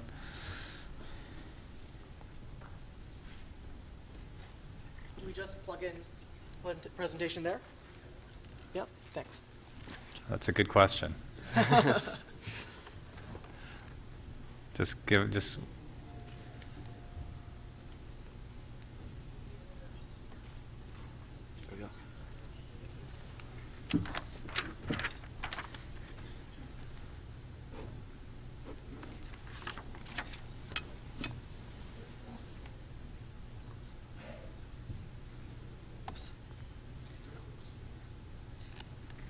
Hello, so my name is Trevor Parkins-Scabaris. I'm a transit enthusiast. I want to thank you all for having me out today. This is my associate, Oliver Hurley-High. Today, we're here to talk about the Toronto Transit Museum concepts. We are currently in the process of forming the Toronto Transit Museum Association. Our intent is to bring home 10 TTC vehicles and replicas that are located across various locations in North America back to Toronto for a temporary exhibit at the CNE in 2021, which is the centennial of the Toronto Transit Commission. These TTC relics have been hidden away in a warehouse in Ottawa since the 1960s. They are very unique and a significant part of Toronto's transit history. This horse-drawn streetcar is just one of many amazing vehicles from TTC's history that is still in existence in North America, but sadly, most of these aren't in Toronto. Only 2 have returned to Toronto since the 60s. This one here returned to Toronto in 1992 for the centennial of electric streetcars in Toronto. The history of the TTC has been mostly forgotten by majority of the general public, and having these relics back in Toronto would bring a greater appreciation for our modern transit system. It would show Toronto how far we've come in our transit, from horse-drawn streetcars to these modern, state-of-the-art LRVs. As an independent organization, we could take responsibility for spending time on this and raising the funds via government grants or historical cultural grants and private sponsors. It is our hope that the TTC will support us in this initiative. Thank you. Thank you very much. Questions? No? No question? Oh, yeah, you do? Yes. Commissioner Campbell has a question for you. I'm sorry, how is it that you would expect to get to, repatriate those vehicles? Well, we would reach out to the museum and, talk to them about doing an exhibit like this. If the TTC supports us, that would really help, about borrowing them for an exhibit. And, no, but in terms of, I know you ask and then they say yes, but in terms of the cost of getting them here and the transportation, and you say they're just sitting in a room someplace in Ottawa, some of these? No, so a museum currently owns these. So it's in their storage facility in Ottawa. So I had already spoken to the museum that owns them, and I've gotten quotes on roughly how much it would cost to bring these to Toronto and send them back. We've estimated around $300,000. Is that round trip? Yes, a round trip. Round trip. Is what we spoke to them about. And then where else in North America did you say there were these disparate, old vehicles? There are 2 in Connecticut. There's a museum that has 2 old TTC vehicles there, as well, of course, the Halton County Radio Railway, which has a huge collection of old TTC vehicles. But those are all on display. They're not hidden like the ones in Ottawa. I see. Okay. So the concept is you bring them back here for an exhibition at the CNE in 2021. Yes, the CNE has a history of displaying old TTC vehicles. These relics, prior to being shipped off to Ottawa, were in display there many times over the last century. The CNE has also always unveiled new streetcars or other transit vehicles as Toronto got them, so it would make the most sense. Okay, thank you for that information. You do have another question from Commissioner Mihevik. Yes. Frankly, as of yesterday, I did not know who the Toronto Transit Museum Association was. Could you describe who you are? And you're obviously younger than perhaps many of us around the table here. Why is it that you have such a passion about the history of TTC? Well, I personally, how I sort of got into this, it's just, I love of my city, and I wanted to do something to give back to Toronto, and this association has been sort of forming as I reach out to other transit enthusiasts about this idea, and that's how we had come up with the concept that as an independent organization, we could do this. It's very exciting for us, especially because of the hidden vehicles in Ottawa. They have not been on display more than twice in the last 50 years, so I think part of that is what motivated me to figure out, how can I bring these relics back to Toronto? I think it'd be something very exciting for the city. It would make for a lot more transit enthusiasts. Thank you. Thanks again for being here and for your presentation. We'll now have questions of staff, starting with Vice Chair. No? He'll speak. Questions from... No questions. To speak, Vice Chair Heisey to start. So it's funny, I'm one of those guys who likes to go to transit and railway museums. I've been to the National Museum of Spoorwegen in Netherlands. I've been to rail museums. I go to the small steam railways that are run by Keeners in the Ontario countryside. The South Simcoe Steam Railway is one I've taken my children to. And I can tell you that it is amazing the number of people who are prepared to donate their time to maintain these vehicles in these operations. So I do think it's possible that you could develop a sustainable model that is a little bit out of the ordinary in terms of other museums. The other thing I was going to say is the police have a very modest museum display in the lobby of their building. I'm not saying it's anything on the scale that's being discussed here, but I know we are discussing, I've heard our General Manager, Mr. Byford, talk about new headquarters. If we included a museum facility in our new headquarters planning, that's something we could talk about. I don't think we have to make a decision, but I do think it is right to have a discussion about it. And we don't have to make a decision yet. We need to know what the possible models are, how far you want to take it. I think it is somewhat regrettable that an organization with a history like ours has allowed its own vehicles to be lost to the outside world. I'm not sure in a European setting that would have happened, but that's not a reason not to try and maybe repair and bring back together some critical mass of the history of our city, which I don't think is celebrated enough, and the transit aspect of our city is just one component of the history that should be considered. So I don't know what we should do, but I think we should do something. Great. Commissioner Mahevik to speak. Yes, thank you very much, Mr. Chair. I do have a motion. I'd ask staff to put it up. It's been worked on with staff, TTC staff. I'll give you a second to read it.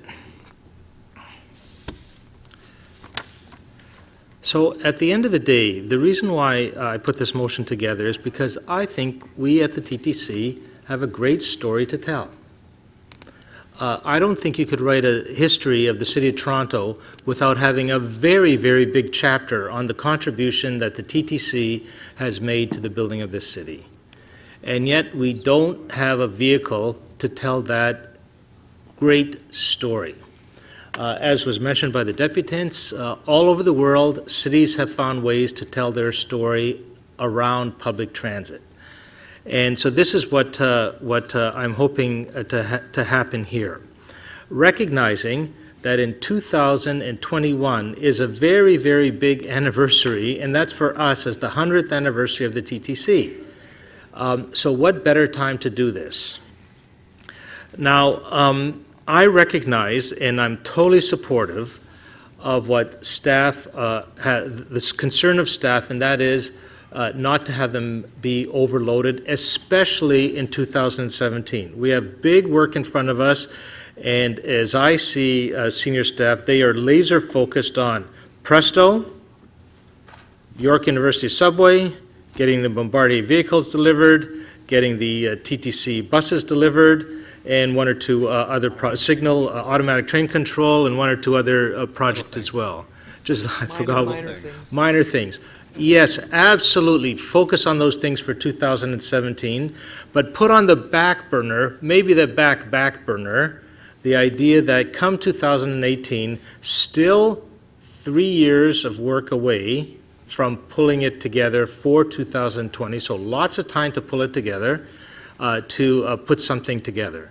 So TTC staff is also working on its 5-year corporate plan, and to include in that plan this Toronto Transit Museum, do an evaluation, consult with some community stakeholders, and bring forward some kind of proposal as appropriate, no doubt in 2018. The earlier the better, but 2018 I think is probably a reasonable expectation.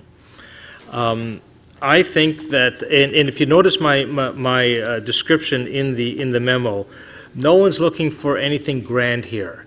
A very modest museum. I happen to like the one in Vienna, which basically has the tail end of an existing barn. So it's very gritty, it's very humble, it's very modest. There are a number of sites in Toronto that where this could fit in and be made to work. So I don't see this, frankly, as costing us big bucks. I think there's lots of volunteer energy out there in the community, also among our retirees. As I remember, we have 2 PCC cars, streetcars, and 1 Peter Wood car. Those cars were fixed up by yes, some staff, but some staff and retirees who came back and put together some of the parts that were no longer in existence. So I think our retirees would get into it. I think our community would get into it. And, you know, all you have to do is listen to Mike Filey when he talks about taking out one of the PCC cars during the summertime and it driving along Queen Street and the number of people that stop and stare and marvel, and then the stories start to come out. So I think this is a great way to improve our brand, to celebrate who we are, to contribute to the story of the City of Toronto at very, very little or no cost to the TTC. So I think it's a winner, and I'm hoping that folks can support it as such, or at least taking the first step at this point. Thank you. Questions for the mover? Vice Chair Heisey. So, Joe, my experience of some of these facilities is that they haven't been initiated. Their success lies in the fact that they haven't been initiated by government. They've been initiated by enthusiasts. I think the Halton Radio, I believe that's a member-led organization that I don't think it was government driving it. Should that be where we should be getting the push, not from staff? Is this really something that's a government initiative, or is it something that should evolve in a different way where we make facilities available or whatever? I just throw that out for topic because I know that some of the facilities I've been to have been entirely volunteer-led and initiated. Well, I mean, I have my own crystal ball, and I think that at the end of the day, my guess is that it will be a not-for-profit charitable organization that has some TTC senior staff on it and a lot of community enthusiasts and maybe some folks from retirees. I don't know. I think the report actually, and as indicated by one of the deputants, by Adam, if you look at the pattern around the world, there are some that are very tightly controlled by the Transit Authority all the way to volunteers. So we have to find out where on that spectrum is appropriate for Toronto, and that's what, frankly, the first step is to figure out how this might run. Other questions? I have a couple for the mover.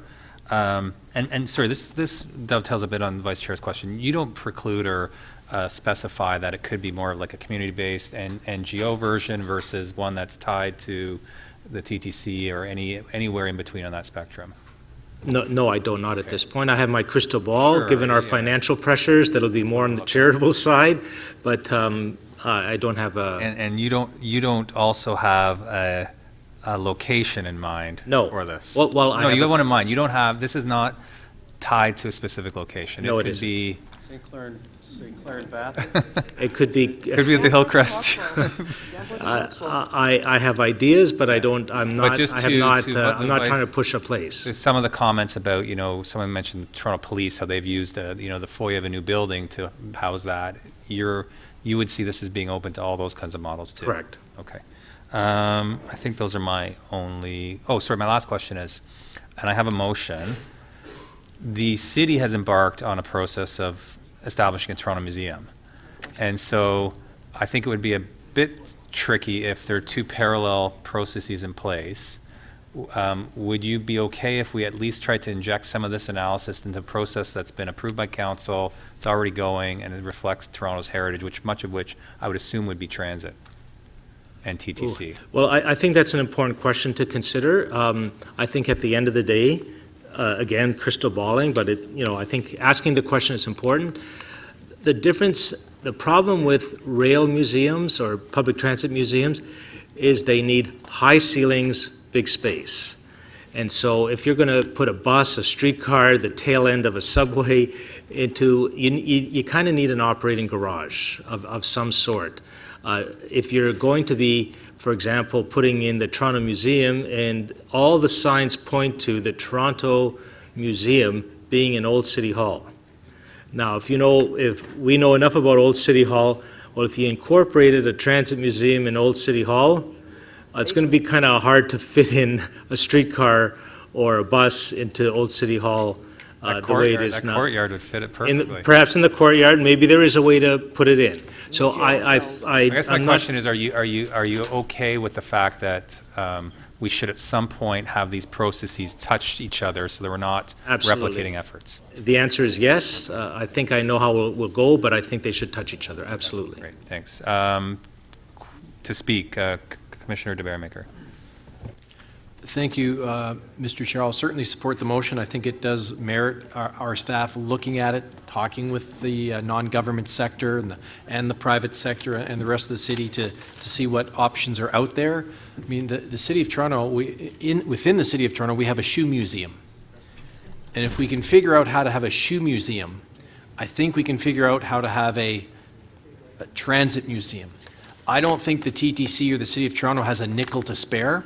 So I can't imagine the city contributing in a financial way, but there may be private sector donors. There may be certainly large numbers of people who would do the in-kind contributions, do lots of things to make this a reality where we can say, you know what, this group of people is protecting this aspect of our heritage. Why? Because that's the part of the city that they're enthusiastic about, that they want to invest in, and they want to volunteer their time in. And if you're a retired TTC mechanic and you want to spend a little bit of time going and maintaining some of the old vehicles and giving tours and telling people how they worked and what repairs you did as you were a mechanic for 30 years at the TTC before you retired, I think the possibilities are endless, and I think there may be an appetite for people to fund that.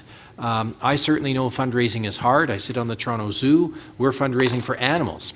And animals are cute, and they're furry, and they're cuddly, and we can't raise any money for them.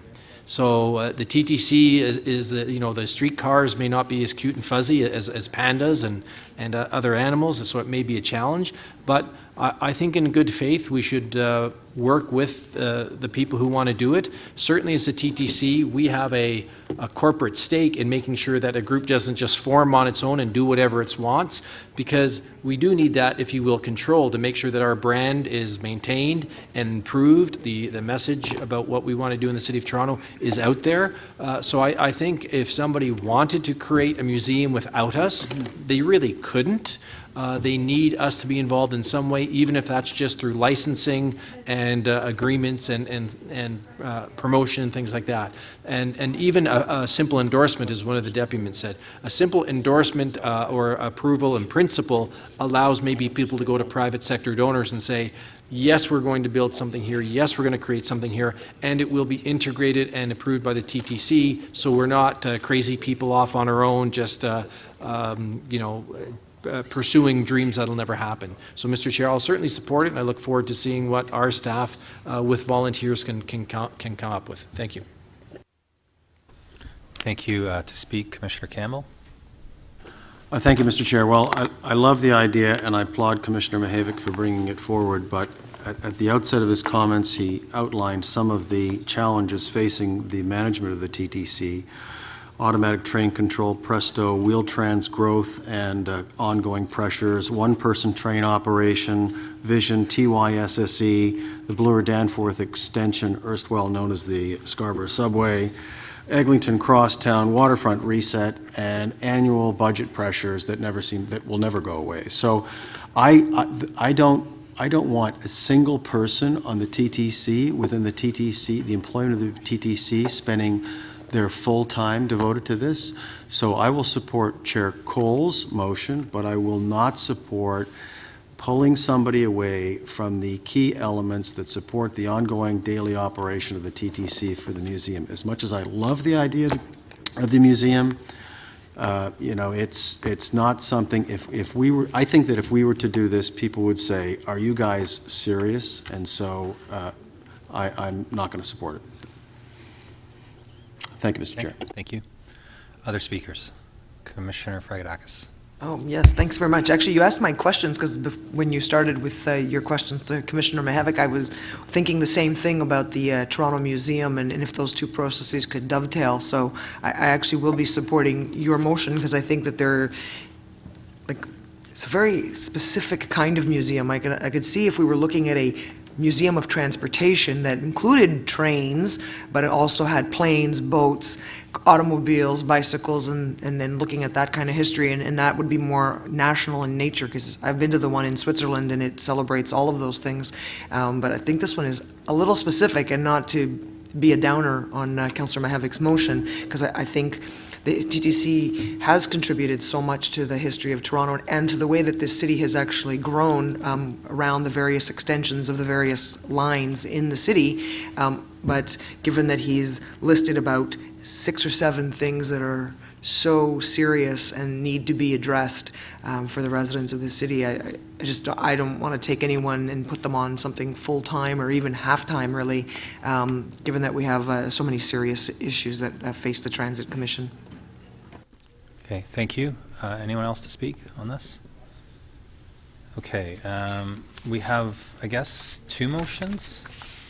One that I put forward and one that Commissioner Mihevc has put forward. And we'll, I guess, take them in the order they were placed. So that's Commissioner Mihevc's first. And that's in front of you now. Is everyone? Sorry, can you put mine up? Just some members haven't seen it. Mr. Chair, just Councillor Fragedakis was not aware of the revised motion that was worked on with staff. So I think, to be fair, just so you know that her position is different.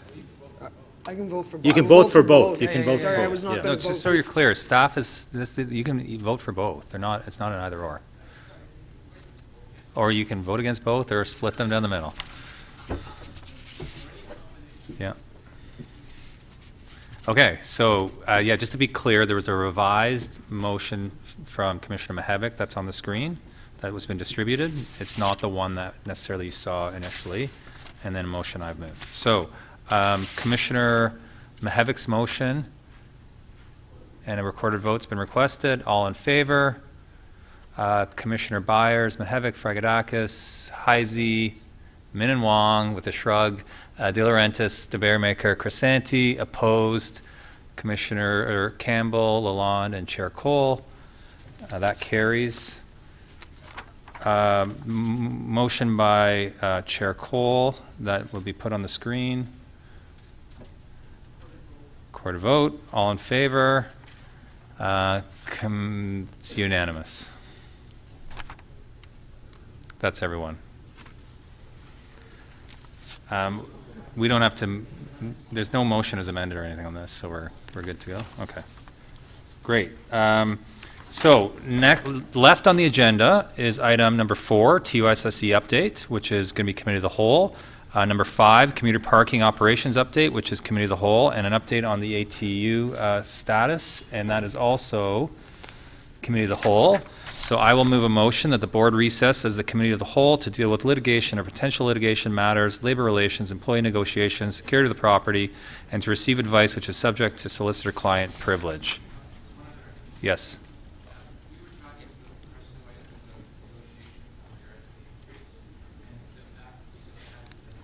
Okay, and so the other item that we're dealing with in camera is, so let's move to reopen item number 15. Moved by Vice Chair Heisey. All in favor? And so we're actually, that motion I just moved is revised to go into a committee of the whole on items 4, 5, 15, and 18. All in favor? Opposed? None. That carries. So we'll clear out the room and then we'll reconvene here. We'll take in 5 minutes.